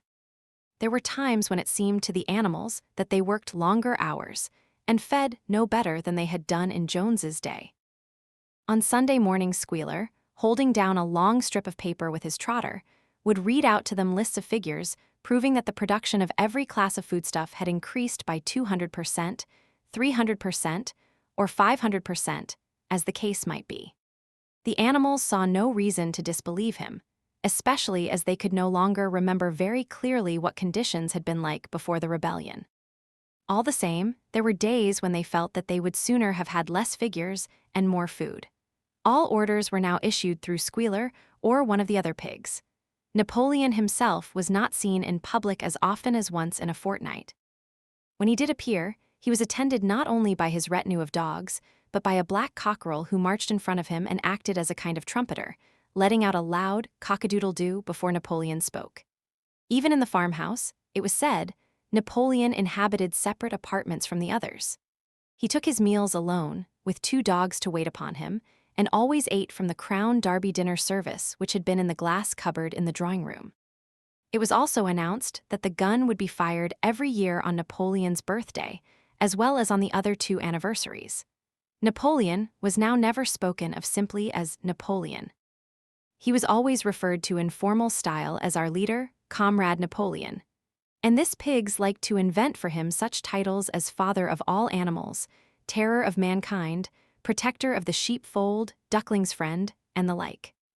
In his speeches, Squealer would talk with the tears rolling down his cheeks of Napoleon's wisdom, the goodness of his heart, and the deep love he bore to all animals everywhere, even and especially the unhappy animals who still lived in ignorance and slavery on other farms.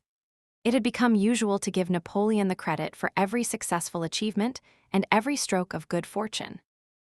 You would often hear one hen remark to another, "Under the guidance of our leader, Comrade Napoleon, I have laid 5 eggs in 6 days." Or 2 cows, enjoying a drink at the pool, would exclaim, "Thanks to the leadership of Comrade Napoleon, how excellent this water tastes." The general feeling on the farm was well expressed in a poem entitled Comrade Napoleon, which was composed by Minimus and which ran as follows.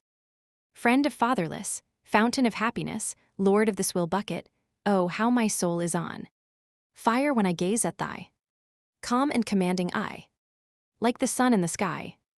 Comrade Napoleon, thou art the giver of all that thy creatures love. Full belly twice a day, clean straw to roll upon. Every beast great or small sleeps at peace in his stall. Thou watchest over all. Comrade Napoleon, had I a sucking pig, ere he had grown as big, even as a pint bottle or as a rolling pin, he should have learned to be faithful and true to thee. Yes, his first squeak should be Comrade Napoleon." Napoleon approved of this poem and caused it to be inscribed on the wall of the big barn, at the opposite end from the 7 commandments. It was surmounted by a portrait of Napoleon, in profile, executed by Squealer in white paint. Meanwhile, through the agency of Whymper, Napoleon was engaged in complicated negotiations with Frederick and Pilkington. The pile of timber was still unsold. Of the 2, Frederick was the more anxious to get hold of it, but he would not offer a reasonable price. At the same time, there were renewed rumors that Frederick and his men were plotting to attack Animal Farm and to destroy the windmill, the building of which had aroused furious jealousy in him. Snowball was known to be still skulking on Pinchfield Farm. In the middle of the summer, the animals were alarmed to hear that 3 hens had come forward and confessed that, inspired by Snowball, they had entered into a plot to murder Napoleon. They were executed immediately, and fresh precautions for Napoleon's safety were taken. 4 dogs guarded his bed at night, 1 at each corner, and a young pig named Pink-Eye was given the task of tasting all his food before he ate it, lest it should be poisoned. At about the same time, it was given out that Napoleon had arranged to sell the pile of timber to Mr. Pilkington. He was also going to enter into a regular agreement for the exchange of certain products between Animal Farm and Foxwood. The relations between Napoleon and Pilkington, though they were only conducted through Whymper, were now almost friendly. The animals distrusted Pilkington as a human being, but greatly preferred him to Frederick, whom they both feared and hated. As the summer wore on and the windmill neared completion, the rumors of an impending treacherous attack grew stronger and stronger. Frederick, it was said, intended to bring against them 20 men all armed with guns, and he had already bribed the magistrates and police, so that if he could once get hold of the title deeds of Animal Farm, they would ask no questions. Moreover, terrible stories were leaking out from Pinchfield about the cruelties that Frederick practiced upon his animals. He had flogged an old horse to death, he starved his cows, he had killed a dog by throwing it into the furnace. He amused himself in the evenings by making cocks fight with splinters of razor blade tied to their spurs. The animals' blood boiled with rage when they heard of these things being done to their comrades, and sometimes they clamored to be allowed to go out in a body and attack Pinchfield Farm, drive out the humans, and set the animals free. But Squealer counseled them to avoid rash actions and trust in Comrade Napoleon's strategy. Nevertheless, feeling against Frederick continued to run high. One Sunday morning, Napoleon appeared in the barn and explained that he had never at any time contemplated selling the pile of timber to Frederick. He considered it beneath his dignity, he said, to have dealings with scoundrels of that description. The pigeons who were still sent out to spread tidings of the rebellion were forbidden to set foot anywhere on Foxwood, and were also ordered to drop their former slogan of death to humanity in favor of death to Frederick. In the late summer, yet another of Snowball's machinations was laid bare. The wheat crop was full of weeds, and it was discovered that on one of his nocturnal visits, Snowball had mixed weed seeds with the seed corn. A gander who had been privy to the plot had confessed his guilt to Squealer and immediately committed suicide by swallowing deadly nightshade berries. The animals now also learned that Snowball had never, as many of them had believed hitherto, received the Order of Animal Hero, First Class. This was merely a legend which had been spread some time after the Battle of the Cowshed by Snowball himself. So far from being decorated, he had been censured for showing cowardice in the battle. Once again, some of the animals heard this with a certain bewilderment, but Squealer was soon able to convince them that their memories had been at fault. In the autumn, by a tremendous, exhausting effort, for the harvest had to be gathered at almost the same time, the windmill was finished. The machinery had still to be installed, and Whymper was negotiating the purchase of it, but the structure was completed. In the teeth of every difficulty, in spite of inexperience, of primitive implements, of bad luck, and of Snowball's treachery, the work had been finished punctually to the very day. Tired out but proud, the animals walked round and round their masterpiece, which appeared even more beautiful in their eyes than when it had been built the first time. Moreover, the walls were twice as thick as before. Nothing short of explosives would lay them low this time. And when they thought of how they had labored, what discouragements they had overcome, and the enormous difference that would be made in their lives when the sails were turning and the dynamos running, when they thought of all this, their tiredness forsook them, and they gamboled round and round the windmill, uttering cries of triumph. Napoleon himself, attended by his dogs and his cockerel, came down to inspect the completed work. He personally congratulated the animals on their achievement and announced that the mill would be named Napoleon Mill. 2 days later, the animals were called together for a special meeting in the barn. They were struck dumb with surprise when Napoleon announced that he had sold the pile of timber to Frederick. Tomorrow, Frederick's wagons would arrive and begin carting it away. Throughout the whole period of his seeming friendship with Pilkington, Napoleon had really been in secret agreement with Frederick. All relations with Foxwood had been broken off. Insulting messages had been sent to Pilkington.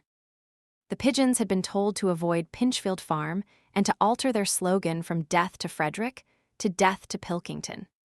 At the same time, Napoleon assured the animals that the stories of an impending attack on Animal Farm were completely untrue, and that the tales about Frederick's cruelty to his own animals had been greatly exaggerated.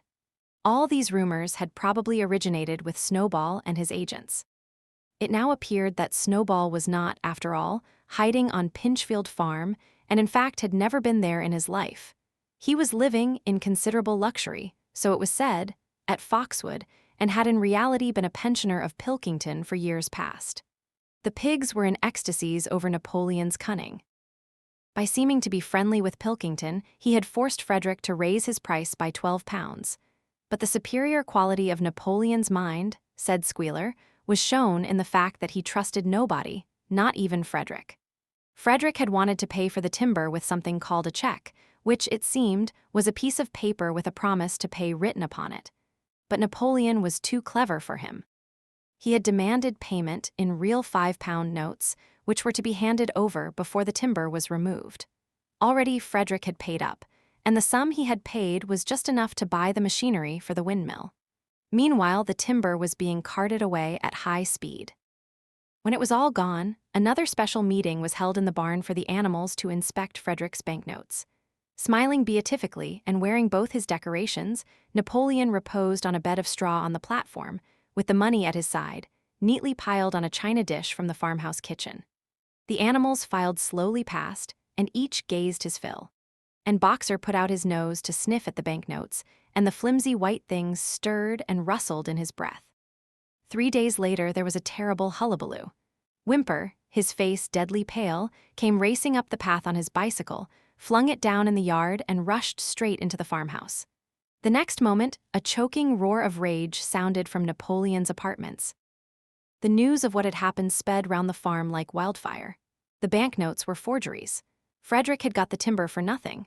Napoleon called the animals together immediately and in a terrible voice pronounced the death sentence upon Frederick. When captured, he said, Frederick should be boiled alive. At the same time, he warned them that after this treacherous deed, the worst was to be expected. Frederick and his men might make their long-expected attack at any moment. Sentinels were placed at all the approaches to the farm. In addition, 4 pigeons were sent to Foxwood with a conciliatory message, which it was hoped might re-establish good relations with Pilkington. The very next morning, the attack came. The animals were at breakfast when the lookouts came racing in with the news that Frederick and his followers had already come through the 5-barred gate. Boldly enough, the animals sallied forth to meet them, but this time they did not have the easy victory that they had had in the Battle of the Cowshed. There were 15 men, with half a dozen guns between them, and they opened fire as soon as they got within 50 yards. The animals could not face the terrible explosions and the stinging pellets, and in spite of the efforts of Napoleon and Boxer to rally them, they were soon driven back. A number of them were already wounded. They took refuge in the farm buildings and peeped cautiously out from chinks and knotholes. The whole of the big pasture, including the windmill, was in the hands of the enemy. For the moment, even Napoleon seemed at a loss. He paced up and down without a word, his tail rigid and twitching. Wistful glances were sent in the direction of Foxwood. If Pilkington and his men would help them, the day might yet be won. But at this moment, the 4 pigeons, who had been sent out on the day before, returned, one of them bearing a scrap of paper from Pilkington. On it was penciled the words, "Serves you right." Meanwhile, Frederick and his men had halted about the windmill. The animals watched them, and a murmur of dismay went round. 2 of the men had produced a crowbar and a sledgehammer. They were going to knock the windmill down. "Impossible!" cried Napoleon. "We have built the walls far too thick for that. They could not knock it down in a week. Courage, comrades." But Benjamin was watching the movements of the men intently. The 2 with the hammer and the crowbar were drilling a hole near the base of the windmill. Slowly, and with an air almost of amusement, Benjamin nodded his long muzzle. "I thought so," he said. "Do you not see what they are doing? In another moment they are going to pack blasting powder into that hole." Terrified, the animals waited. It was impossible now to venture out of the shelter of the buildings. After a few minutes, the men were seen to be running in all directions. Then there was a deafening roar. The pigeons swirled into the air, and all the animals, except Napoleon, flung themselves flat on their bellies and hid their faces. When they got up again, a huge cloud of black smoke was hanging where the windmill had been. Slowly, the breeze drifted it away. The windmill had ceased to exist. At this sight, the animals' courage returned to them. The fear and despair they had felt a moment earlier were drowned in their rage against this vile, contemptible act. A mighty cry for vengeance went up, and without waiting for further orders, they charged forth in a body and made straight for the enemy. This time, they did not heed the cruel pellets that swept over them like hail. It was a savage, bitter battle. The men fired again and again, and when the animals got to close quarters, lashed out with their sticks and their heavy boots. A cow, 3 sheep, and 2 geese were killed, and nearly everyone was wounded. Even Napoleon, who was directing operations from the rear, had the tip of his tail chipped by a pellet. But the men did not go unscathed either. 3 of them had their heads broken by blows from Boxer's hoofs. Another was gored in the belly by a cow's horn. Another had his trousers nearly torn off by Jessie and Bluebell.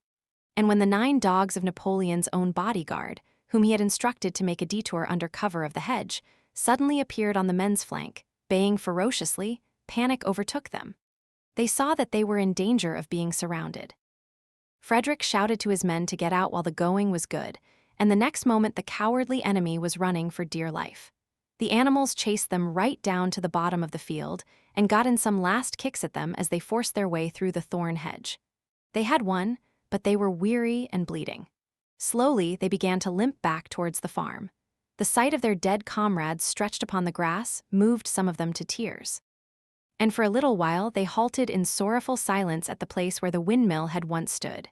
Yes, it was gone, Almost the last trace of their labor was gone. Even the foundations were partially destroyed. And in rebuilding it, they could not this time, as before, make use of the fallen stones. This time the stones had vanished too. The force of the explosion had flung them to distances of hundreds of yards. It was as though the windmill had never been. As they approached the farm, Squealer, who had unaccountably been absent during the fighting, came skipping towards them, whisking his tail and beaming with satisfaction. And the animals heard, from the direction of the farm buildings, the solemn booming of a gun. "What is that gun firing for?" said Boxer. "To celebrate our victory," cried Squealer. "What victory?" said Boxer. His knees were bleeding, he had lost a shoe and split his hoof, and a dozen pellets had lodged themselves in his hind leg. "What victory, comrade? Have we not driven the enemy off our soil, the sacred soil of Animal Farm? But they have destroyed the windmill, and we had worked on it for 2 years. What matter? We will build another windmill. We will build 6 windmills if we feel like it. You do not appreciate, comrade, the mighty thing that we have done. The enemy was in occupation of this very ground that we stand upon, and now, thanks to the leadership of Comrade Napoleon, we have won every inch of it back again." "Then we have won back what we had before," said Boxer. "That is our victory," said Squealer. They limped into the yard. The pellets under the skin of Boxer's leg smarted painfully. He saw ahead of him the heavy labor of rebuilding the windmill from the foundations, and already in imagination he braced himself for the task. But for the first time it occurred to him that he was 11 years old, and that perhaps his great muscles were not quite what they had once been. But when the animals saw the green flag flying, and heard the gun firing again, 7 times it was fired in all, and heard the speech that Napoleon made, congratulating them on their conduct, it did seem to them, after all, that they had won a great victory. The animals slain in the battle were given a solemn funeral. Boxer and Clover pulled the wagon which served as a hearse, and Napoleon himself walked at the head of the procession. 2 whole days were given over to celebrations. There were songs, speeches, and more firing of the gun, and a special gift of an apple was bestowed on every animal, with 2 ounces of corn for each bird and 3 biscuits for each dog. It was announced that the battle would be called the Battle of the Windmill, and that Napoleon had created a new decoration, the Order of the Green Banner, which he had conferred upon himself. In the general rejoicings, the unfortunate affair of the banknotes was forgotten. It was a few days later than this that the pigs came upon a case of whiskey in the cellars of the farmhouse. It had been overlooked at the time when the house was first occupied. That night there came from the farmhouse the sound of loud singing, in which, to everyone's surprise, the strains of Beasts of England were mixed up. At about 9:30 Napoleon, wearing an old bowler hat of Mr. Jones's, was distinctly seen to emerge from the back door, gallop rapidly round the yard, and disappear indoors again. But in the morning a deep silence hung over the farmhouse. Not a pig appeared to be stirring. It was nearly 9 o'clock when Squealer made his appearance, walking slowly and dejectedly, his eyes dull, his tail hanging limply behind him, and with every appearance of being seriously ill. He called the animals together and told them that he had a terrible piece of news to impart. Comrade Napoleon was dying. A cry of lamentation went up. Straw was laid down outside the doors of the farmhouse, and the animals walked on tiptoe. With tears in their eyes, they asked one another what they should do if their leader were taken away from them. A rumor went round that Snowball had after all contrived to introduce poison into Napoleon's food. At 11 o'clock Squealer came out to make another announcement. As his last act upon earth, Comrade Napoleon had pronounced a solemn decree. The drinking of alcohol was to be punished by death. By the evening, however, Napoleon appeared to be somewhat better, and the following morning Squealer was able to tell them that he was well on the way to recovery. By the evening of that day, Napoleon was back at work, and on the next day it was learned that he had instructed Whymper to purchase in Willingdon some booklets on brewing and distilling. A week later Napoleon gave orders that the small paddock beyond the orchard, which it had previously been intended to set aside as a grazing ground for animals who were past work, was to be plowed up. It was given out that the pasture was exhausted and needed reseeding, but it soon became known that Napoleon intended to sow it with barley. About this time, there occurred a strange incident which hardly anyone was able to understand. One night at about 12 o'clock there was a loud crash in the yard, and the animals rushed out of their stalls. It was a moonlit night. At the foot of the end wall of the big barn, where the 7 commandments were written, there lay a ladder broken in 2 pieces. Squealer, temporarily stunned, was sprawling beside it, and near at hand there lay a lantern, a paintbrush, and an overturned pot of white paint. The dogs immediately made a ring round Squealer and escorted him back to the farmhouse as soon as he was able to walk. None of the animals could form any idea as to what this meant, except old Benjamin, who nodded his muzzle with a knowing air and seemed to understand, but would say nothing. But a few days later, Muriel, reading over the 7 commandments to herself, noticed that there was yet another of them which the animals had remembered wrong. They had thought the 5th commandment was, "No animal shall drink alcohol," but there were 2 words that they had forgotten. Actually, the commandment read, "No animal shall drink alcohol to excess." Boxer's split hoof was a long time in healing. They had started the rebuilding of the windmill the day after the victory celebrations were ended. Boxer refused to take even a day off work and made it a point of honor not to let it be seen that he was in pain. In the evenings, he would admit privately to Clover that the hoof troubled him a great deal. Clover treated the hoof with poultices of herbs which she prepared by chewing them, and both she and Benjamin urged Boxer to work less hard. "A horse's lungs do not last forever," she said to him, but Boxer would not listen. He had, he said, only one real ambition left, to see the windmill well underway before he reached the age for retirement. At the beginning, when the laws of Animal Farm were first formulated, the retiring age had been fixed for horses and pigs at 12, for cows at 14, for dogs at 9, for sheep at 7, and for hens and geese at 5. Liberal old age pensions had been agreed upon. As yet no animal had actually retired on pension, but of late the subject had been discussed more and more. Now that the small field beyond the orchard had been set aside for barley, it was rumored that a corner of the large pasture was to be fenced off and turned into a grazing ground for superannuated animals. For a horse, it was said, the pension would be 5 pounds of corn a day, and in winter, 15 pounds of hay, with a carrot or possibly an apple on public holidays. Boxer's 12th birthday was due in the late summer of the following year.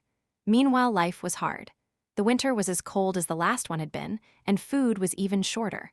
Once again, all rations were reduced, except those of the pigs and the dogs. A too rigid equality in rations, Squealer explained, would have been contrary to the principles of animalism. In any case, he had no difficulty in proving to the other animals that they were not in reality short of food, whatever the appearances might be.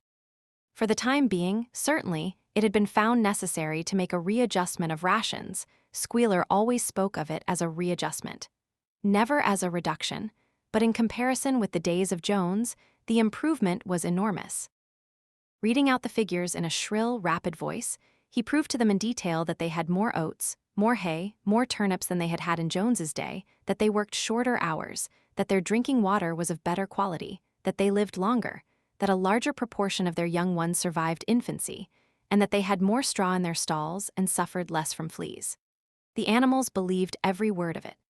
Truth to tell, Jones and all he stood for had almost faded out of their memories. They knew that life nowadays was harsh and bare, that they were often hungry and often cold, and that they were usually working when they were not asleep. But doubtless it had been worse in the old days. They were glad to believe so. Besides, in those days they had been slaves and now they were free, and that made all the difference, as Squealer did not fail to point out. There were many more mouths to feed now. In the autumn, the 4 sows had all littered about simultaneously, producing 31 young pigs between them. The young pigs were piebald, and as Napoleon was the only boar on the farm, it was possible to guess at their parentage. It was announced that later, when bricks and timber had been purchased, a schoolroom would be built in the farmhouse garden. For the time being, the young pigs were given their instruction by Napoleon himself in the farmhouse kitchen. They took their exercise in the garden and were discouraged from playing with the other young animals. About this time, too, it was laid down as a rule that when a pig and any other animal met on the path, the other animal must stand aside, and also that all pigs of whatever degree were to have the privilege of wearing green ribbons on their tails on Sundays. The farm had had a fairly successful year, but was still short of money. There were the bricks, sand, and lime for the schoolroom to be purchased, and it would also be necessary to begin saving up again for the machinery for the windmill. Then there were lamp oil and candles for the house, sugar for Napoleon's own table, he forbade this to the other pigs, on the ground that it made them fat, and all the usual replacements such as tools, nails, string, coal, wire, scrap iron, and dog biscuits. A stump of hay and part of the potato crop were sold off, and the contract for eggs was increased to 600 a week, so that year the hens barely hatched enough chicks to keep their numbers at the same level. Rations, reduced in December, were reduced again in February, and lanterns in the stalls were forbidden to save oil. But the pigs seemed comfortable enough, and in fact were putting on weight if anything. One afternoon in late February, a warm, rich, appetizing scent, such as the animals had never smelt before, wafted itself across the yard from the little brewhouse, which had been disused in Jones's time and which stood beyond the kitchen. Someone said it was the smell of cooking barley. The animals sniffed the air hungrily and wondered whether a warm mash was being prepared for their supper. But no warm mash appeared, and on the following Sunday, it was announced that from now onwards, all barley would be reserved for the pigs. The field beyond the orchard had already been sown with barley, and the news soon leaked out that every pig was now receiving a ration of a pint of beer daily, with half a gallon for Napoleon himself, which was always served to him in the Crown Derby soup tureen. But if there were hardships to be borne, they were partly offset by the fact that life nowadays had a greater dignity than it had had before. There were more songs, more speeches, more processions. Napoleon had commanded that once a week there should be held something called a spontaneous demonstration, the object of which was to celebrate the struggles and triumphs of Animal Farm. At the appointed time, the animals would leave their work and march round the precincts of the farm in military formation, with the pigs leading, then the horses, then the cows, then the sheep, and then the poultry. The dogs flanked the procession, and at the head of all marched Napoleon's black cockerel. Boxer and Clover always carried between them a green banner marked with the hoof and the horn and the caption, "Long live Comrade Napoleon." Afterwards, there were recitations of poems composed in Napoleon's honor, and a speech by Squealer giving particulars of the latest increases in the production of foodstuffs, and on occasion a shot was fired from the gun. The sheep were the greatest devotees of the spontaneous demonstration, and if anyone complained, as a few animals sometimes did, when no pigs or dogs were near, that they wasted time and meant a lot of standing about in the cold, the sheep were sure to silence him with a tremendous bleating of 4 legs good, 2 legs bad. But by and large the animals enjoyed these celebrations. They found it comforting to be reminded that, after all, they were truly their own masters, and that the work they did was for their own benefit. So that, what with the songs, the processions, Squealer's lists of figures, the thunder of the gun, the crowing of the cockerel, and the fluttering of the flag, they were able to forget that their bellies were empty, at least part of the time. In April, Animal Farm was proclaimed a republic, and it became necessary to elect a president. There was only one candidate, Napoleon, who was elected unanimously. On the same day, it was given out that fresh documents had been discovered, which revealed further details about Snowball's complicity with Jones. It now appeared that Snowball had not, as the animals had previously imagined, merely attempted to lose the battle of the cowshed by means of a stratagem, but had been openly fighting on Jones's side. In fact, it was he who had actually been the leader of the human forces, and had charged into battle with the words, "Long live humanity," on his lips. The wounds on Snowball's back, which a few of the animals still remembered to have seen, had been inflicted by Napoleon's teeth. In the middle of the summer Moses, the raven suddenly reappeared on the farm, after an absence of several years. He was quite unchanged, still did no work, and talked in the same strain as ever about Sugar Candy Mountain. He would perch on a stump, flap his black wings, and talk by the hour to anyone who would listen. "Up there, comrades," he would say solemnly, pointing to the sky with his large beak. "Up there, just on the other side of that dark cloud that you can see, there it lies, Sugar Candy Mountain, that happy country where we poor animals shall rest forever from our labors." He even claimed to have been there on one of his higher flights, and to have seen the everlasting fields of clover and the linseed cake and lump sugar growing on the hedges. Many of the animals believed him. Their lives now, they reasoned, were hungry and laborious. Was it not right and just that a better world should exist somewhere else? A thing that was difficult to determine was the attitude of the pigs towards Moses. They all declared contemptuously that his stories about Sugar Candy Mountain were lies, and yet they allowed him to remain on the farm, not working, with an allowance of a gill of beer a day. After his hoof had healed up, Boxer worked harder than ever. Indeed, all the animals worked like slaves that year. Apart from the regular work of the farm and the rebuilding of the windmill, there was the schoolhouse for the young pigs, which was started in March. Sometimes the long hours on insufficient food were hard to bear, but Boxer never faltered. In nothing that he said or did was there any sign that his strength was not what it had been. It was only his appearance that was a little altered. His hide was less shiny than it had used to be, and his great haunches seemed to have shrunken. The others said, "Boxer will pick up when the spring grass comes on." But the spring came and Boxer grew no fatter. Sometimes on the slope leading to the top of the quarry, when he braced his muscles against the weight of some vast boulder, it seemed that nothing kept him on his feet except the will to continue. At such times his lips were seen to form the words, "I will work harder." He had no voice left. Once again, Clover and Benjamin warned him to take care of his health, but Boxer paid no attention. His 12th birthday was approaching. He did not care what happened so long as a good store of stone was accumulated before he went on pension. Late one evening in the summer, a sudden rumor ran round the farm that something had happened to Boxer. He had gone out alone to drag a load of stone down to the windmill, and sure enough, the rumor was true. A few minutes later, 2 pigeons came racing in with the news. "Boxer has fallen. He is lying on his side and can't get up." About half the animals on the farm rushed out to the knoll where the windmill stood. There lay Boxer between the shafts of the cart, his neck stretched out, unable even to raise his head. His eyes were glazed, his sides matted with sweat. A thin stream of blood had trickled out of his mouth. Clover dropped to her knees at his side. "Boxer," she cried, "how are you?" "It is my lung," said Boxer in a weak voice. "It does not matter. I think you will be able to finish the windmill without me. There is a pretty good store of stone accumulated." I had only another month to go in any case. To tell you the truth, I had been looking forward to my retirement. And perhaps, as Benjamin is growing old too, they will let him retire at the same time and be a companion to me. "We must get help at once," said Clover. "Run, somebody, and tell Squealer what has happened." All the other animals immediately raced back to the farmhouse to give Squealer the news. Only Clover remained, and Benjamin, who lay down at Boxer's side, and without speaking, kept the flies off him with his long tail. After about a quarter of an hour, Squealer appeared, full of sympathy and concern.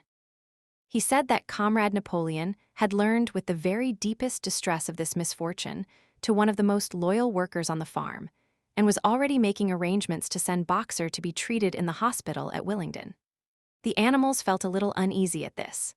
Except for Molly and Snowball, no other animal had ever left the farm, and they did not like to think of their sick comrade in the hands of human beings. However, Squealer easily convinced them that the veterinary surgeon in Willingdon could treat Boxer's case more satisfactorily than could be done on the farm. And about half an hour later, when Boxer had somewhat recovered, he was with difficulty got onto his feet and managed to limp back to his stall, where Clover and Benjamin had prepared a good bed of straw for him. For the next 2 days, Boxer remained in his stall. The pigs had sent out a large bottle of pink medicine, which they had found in the medicine chest in the bathroom, and Clover administered it to Boxer twice a day after meals. In the evenings, she lay in his stall and talked to him, while Benjamin kept the flies off him. Boxer professed not to be sorry for what had happened.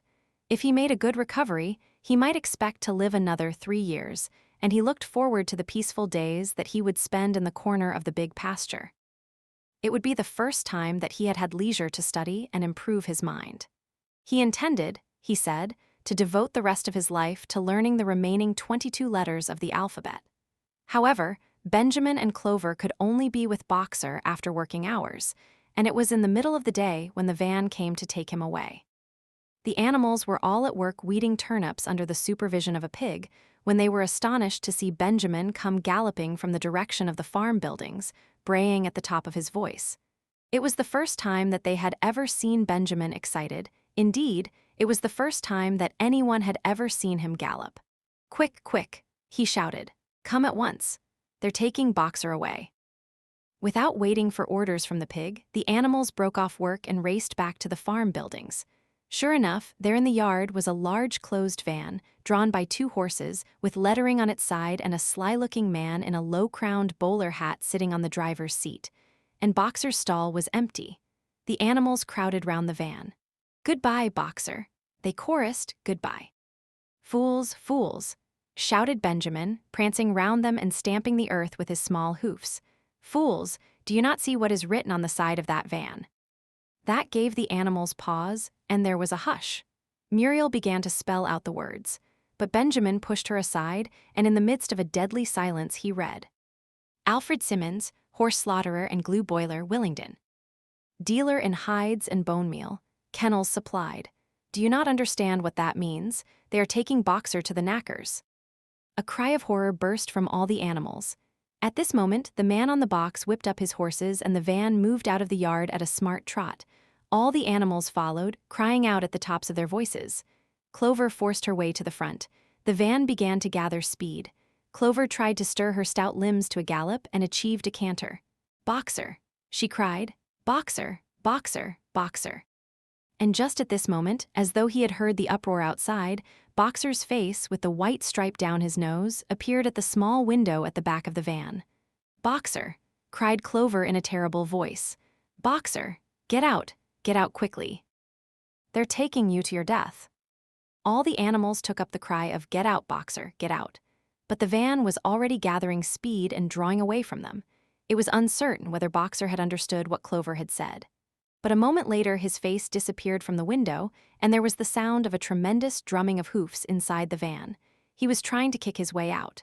The time had been when a few kicks from Boxer's hoofs would have smashed the van to matchwood.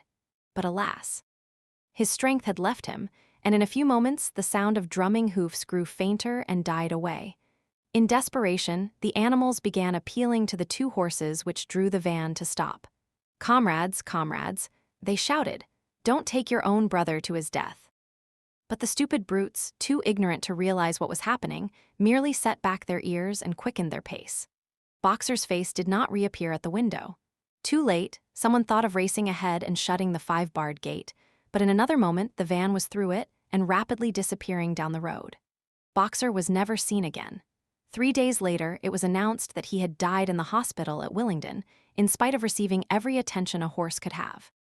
Squealer came to announce the news to the others. He had, he said, been present during Boxer's last hours. "It was the most affecting sight I have ever seen," said Squealer, lifting his trotter and wiping away a tear. "I was at his bedside at the very last."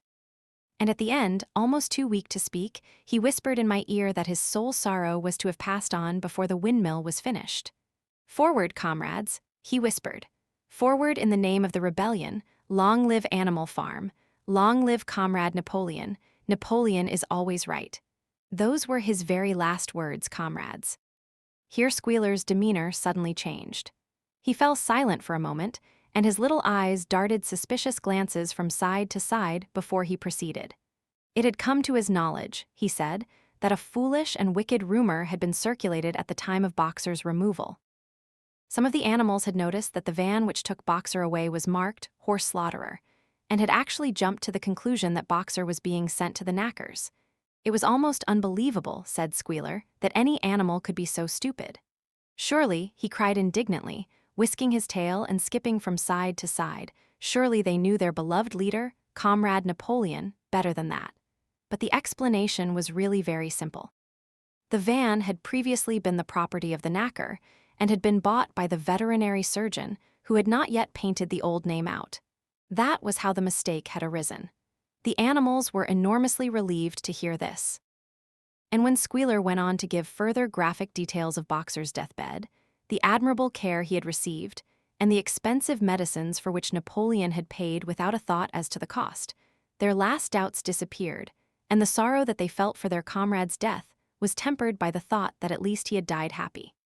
Napoleon himself appeared at the meeting on the following Sunday morning and pronounced a short oration in Boxer's honor. It had not been possible, he said, to bring back their lamented comrade's remains for interment on the farm, but he had ordered a large wreath to be made from the laurels in the farmhouse garden and sent down to be placed on Boxer's grave. and in a few days' time, the pigs intended to hold a memorial banquet in Boxer's honor. Napoleon ended his speech with a reminder of Boxer's two favorite maxims: "I will work harder," and "Comrade Napoleon is always right."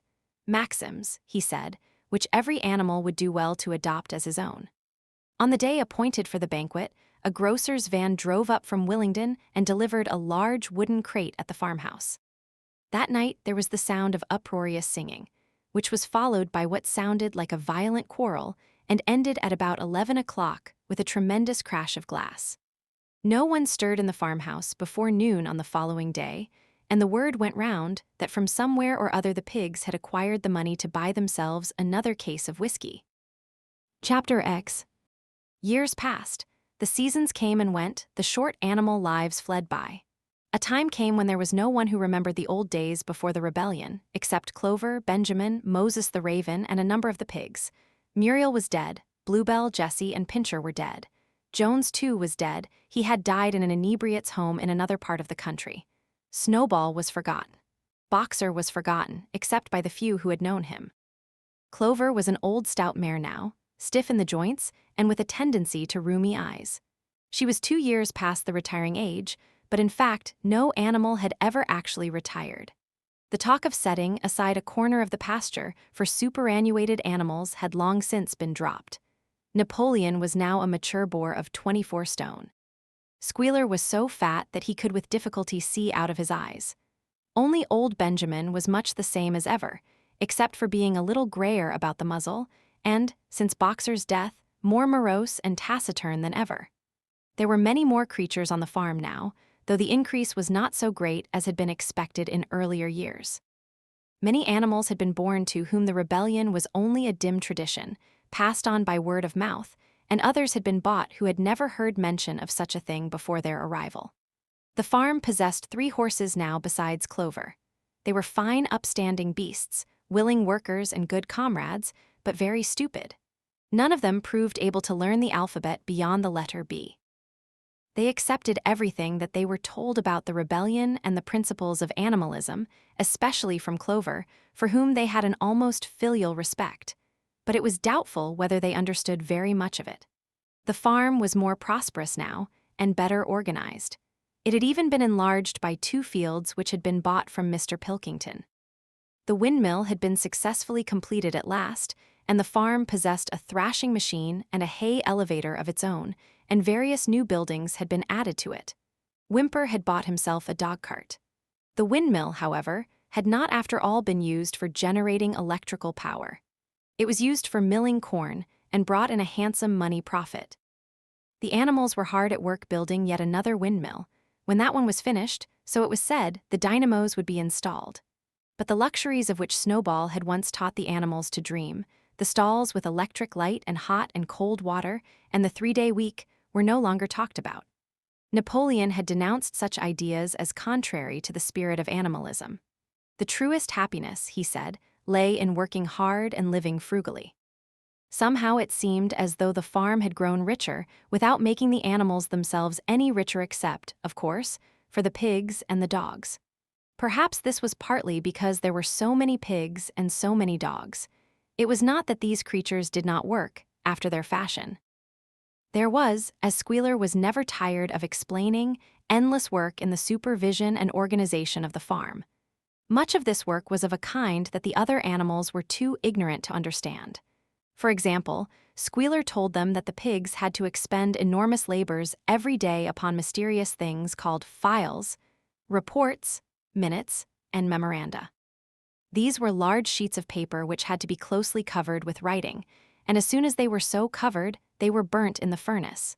This was of the highest importance for the welfare of the farm, Squealer said. But still, neither pigs nor dogs produced any food by their own labor, and there were very many of them, and their appetites were always good. As for the others, their life, so far as they knew, was as it had always been. They were generally hungry, they slept on straw, they drank from the pool, they labored in the fields. In winter they were troubled by the cold, and in summer by the flies. Sometimes the older ones among them racked their dim memories and tried to determine whether in the early days of the rebellion, when Jones's expulsion was still recent, things had been better or worse than now. They could not remember. There was nothing with which they could compare their present lives. They had nothing to go upon except Squealer's lists of figures, which invariably demonstrated that everything was getting better and better. The animals found the problem insoluble. In any case, they had little time for speculating on such things now. Only old Benjamin professed to remember every detail of his long life, and to know that things never had been, nor ever could be much better or much worse, hunger, hardship, and disappointment being, so he said, the unalterable law of life. And yet the animals never gave up hope. More, they never lost, even for an instant, their sense of honor and privilege in being members of Animal Farm. They were still the only farm in the whole county, in all England, owned and operated by animals. Not one of them, not even the youngest, not even the newcomers who had been brought from farms 10 or 20 miles away, ever ceased to marvel at that. And when they heard the gun booming and saw the green flag fluttering at the masthead, their hearts swelled with imperishable pride, and the talk turned always towards the old heroic days, the expulsion of Jones, the writing of the 7 Commandments, the great battles in which the human invaders had been defeated. None of the old dreams had been abandoned. The Republic of the Animals, which Major had foretold, when the green fields of England should be untrodden by human feet, was still believed in. Some day it was coming. It might not be soon, it might not be within the lifetime of any animal now living, but still it was coming. Even the tune of Beasts of England was perhaps hummed secretly here and there. At any rate, it was a fact that every animal on the farm knew it, though no one would have dared to sing it aloud. It might be that their lives were hard and that not all of their hopes had been fulfilled, but they were conscious that they were not as other animals. If they went hungry, it was not from feeding tyrannical human beings. If they worked hard, at least they worked for themselves. No creature among them went upon 2 legs. No creature called any other creature master. All animals were equal. One day an early summer Squealer ordered the sheep to follow him and led them out to a piece of waste ground at the other end of the farm, which had become overgrown with birch saplings. The sheep spent the whole day there browsing at the leaves under Squealer's supervision. In the evening he returned to the farmhouse himself, but, as it was warm weather, told the sheep to stay where they were. It ended by their remaining there for a whole week, during which time the other animals saw nothing of them. Squealer was with them for the greater part of every day. He was, he said, teaching them to sing a new song, for which privacy was needed. It was just after the sheep had returned, on a pleasant evening when the animals had finished work and were making their way back to the farm buildings, that the terrified neighing of a horse sounded from the yard.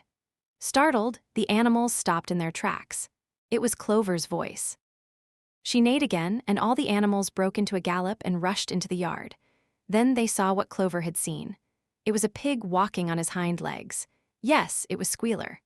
A little awkwardly, as though not quite used to supporting his considerable bulk in that position, but with perfect balance, he was strolling across the yard.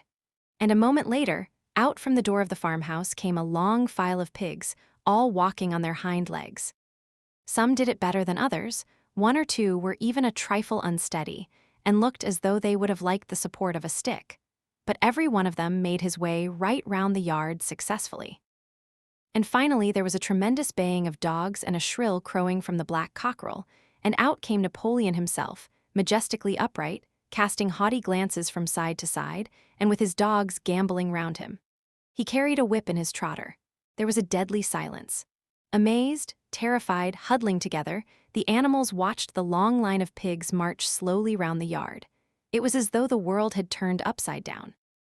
Then there came a moment when the first shock had worn off, and when, in spite of everything, in spite of their terror of the dogs, and of the habit, developed through long years, of never complaining, never criticizing, no matter what happened, they might have uttered some word of protest. But just at that moment, as though at a signal, all the sheep burst out into a tremendous bleating of 4 legs good, 2 legs better, 4 legs good, 2 legs better, 4 legs good, 2 legs better. It went on for 5 minutes without stopping, and by the time the sheep had quieted down, the chance to utter any protest had passed, for the pigs had marched back into the farmhouse. Benjamin felt a nose nuzzling at his shoulder. He looked round. It was Clover. Her old eyes looked dimmer than ever. Without saying anything, she tugged gently at his mane and led him round to the end of the big barn where the 7 Commandments were written. For a minute or 2 they stood gazing at the tattered wall with its white lettering. "My sight is failing," she said finally. "Even when I was young, I could not have read what was written there, but it appears to me that that wall looks different. Are the 7 commandments the same as they used to be, Benjamin?" For once, Benjamin consented to break his rule, and he read out to her what was written on the wall. There was nothing there now except a single commandment. It ran, "All animals are equal, but some animals are more equal than others." After that, it did not seem strange when next day the pigs who were supervising the work of the farm all carried whips in their trotters. It did not seem strange to learn that the pigs had bought themselves a wireless set, were arranging to install a telephone, and had taken out subscriptions to John Bull, Titbits, and the Daily Mirror. It did not seem strange when Napoleon was seen strolling in the farmhouse garden with a pipe in his mouth. No, not even when the pigs took Mr. Jones's clothes out of the wardrobes and put them on, Napoleon himself appearing in a black coat, rat-catcher breeches, and leather leggings, while his favorite sow appeared in the watered silk dress which Mrs. Jones had been used to wearing on Sundays. A week later, in the afternoon, a number of dog carts drove up to the farm. A deputation of neighboring farmers had been invited to make a tour of inspection. They were shown all over the farm and expressed great admiration for everything they saw, especially the windmill. The animals were weeding the turnip field. They worked diligently, hardly raising their faces from the ground, and not knowing whether to be more frightened of the pigs or of the human visitors. That evening, loud laughter and bursts of singing came from the farmhouse. And suddenly, at the sound of the mingled voices, the animals were stricken with curiosity. What could be happening in there, now that for the first time animals and human beings were meeting on terms of equality? With one accord, they began to creep as quietly as possible into the farmhouse garden. At the gate, they paused, half frightened to go on, but Clover led the way in. They tiptoed up to the house, and such animals as were tall enough peered in at the dining room window. There, round the long table, sat half a dozen farmers and half a dozen of the more eminent pigs, Napoleon himself occupying the seat of honor at the head of the table. The pigs appeared completely at ease in their chairs. The company had been enjoying a game of cards, but had broken off for the moment, evidently in order to drink a toast. A large jug was circulating, and the mugs were being refilled with beer. No one noticed the wondering faces of the animals that gazed in at the window. Mr. Pilkington of Foxwood had stood up, his mug in his hand. In a moment, he said, he would ask the present company to drink a toast, but before doing so, there were a few words that he felt it incumbent upon him to say. It was a source of great satisfaction to him, he said, and he was sure to all others present, to feel that a long period of mistrust and misunderstanding had now come to an end. There had been a time, not that he or any of the present company had shared such sentiments, but there had been a time when the respected proprietors of Animal Farm had been regarded, he would not say with hostility, but perhaps with a certain measure of misgiving, by their human neighbors. Unfortunate incidents had occurred, mistaken ideas had been current. It had been felt that the existence of a farm owned and operated by pigs was somehow abnormal and was liable to have an unsettling effect in the neighborhood. Too many farmers had assumed, without due inquiry, that on such a farm a spirit of license and indiscipline would prevail. They had been nervous about the effects upon their own animals or even upon their human employees. But all such doubts were now dispelled. Today he and his friends had visited Animal Farm and inspected every inch of it with their own eyes, and what did they find? Not only the most up-to-date methods, but a discipline and an orderliness which should be an example to all farmers everywhere. He believed that he was right in saying that the lower animals on Animal Farm did more work and received less food than any animals in the county. Indeed, he and his fellow visitors today had observed many features which they intended to introduce on their own farms immediately. He would end his remarks, he said, by emphasizing once again the friendly feelings that subsisted and ought to subsist between Animal Farm and its neighbors. Between pigs and human beings there was not, and there need not be, any clash of interests whatever. Their struggles and their difficulties were one. Was not the labor problem the same everywhere? Here it became apparent that Mr. Pilkington was about to spring some carefully prepared witticism on the company, but for a moment he was too overcome by amusement to be able to utter it. After much choking, during which his various chins turned purple, he managed to get it out. If you have your lower animals to contend with, he said, we have our lower classes. This bon mot set the table in a roar, and Mr. Pilkington once again congratulated the pigs on the low rations, the long working hours, and the general absence of pampering which he had observed on Animal Farm. And now, he said finally, he would ask the company to rise to their feet and make certain that their glasses were full. Gentlemen, concluded Mr. Pilkington, gentlemen, I give you a toast to the prosperity of Animal Farm. There was enthusiastic cheering and stamping of feet. Napoleon was so gratified that he left his place and came round the table to clink his mug against Mr. Pilkington's before emptying it. When the cheering had died down, Napoleon, who had remained on his feet, intimated that he too had a few words to say. Like all of Napoleon's speeches, it was short and to the point. He too, he said, was happy that the period of misunderstanding was at an end. For a long time there had been rumors, circulated, he had reason to think, by some malignant enemy, that there was something subversive and even revolutionary in the outlook of himself and his colleagues. They had been credited with attempting to stir up rebellion among the animals on neighboring farms. Nothing could be further from the truth. Their sole wish, now and in the past, was to live at peace and in normal business relations with their neighbors. This farm, which he had the honor to control, he added, was a cooperative enterprise. The title deeds, which were in his own possession, were owned by the pigs jointly. He did not believe, he said, that any of the old suspicions still lingered, but certain changes had been made recently in the routine of the farm, which should have the effect of promoting confidence still further. Hitherto, the animals on the farm had had a rather foolish custom of addressing one another as comrade. This was to be suppressed. There had also been a very strange custom, whose origin was unknown, of marching every Sunday morning past a boar's skull which was nailed to a post in the garden. This, too, would be suppressed, and the skull had already been buried. His visitors might have observed, too, the green flag which flew from the masthead. If so, they would perhaps have noted that the white hoof and horn with which it had previously been marked had now been removed. It would be a plain green flag from now onwards. He had only one criticism, he said, to make of Mr. Pilkington's excellent and neighborly speech. Mr. Pilkington had referred throughout to Animal Farm.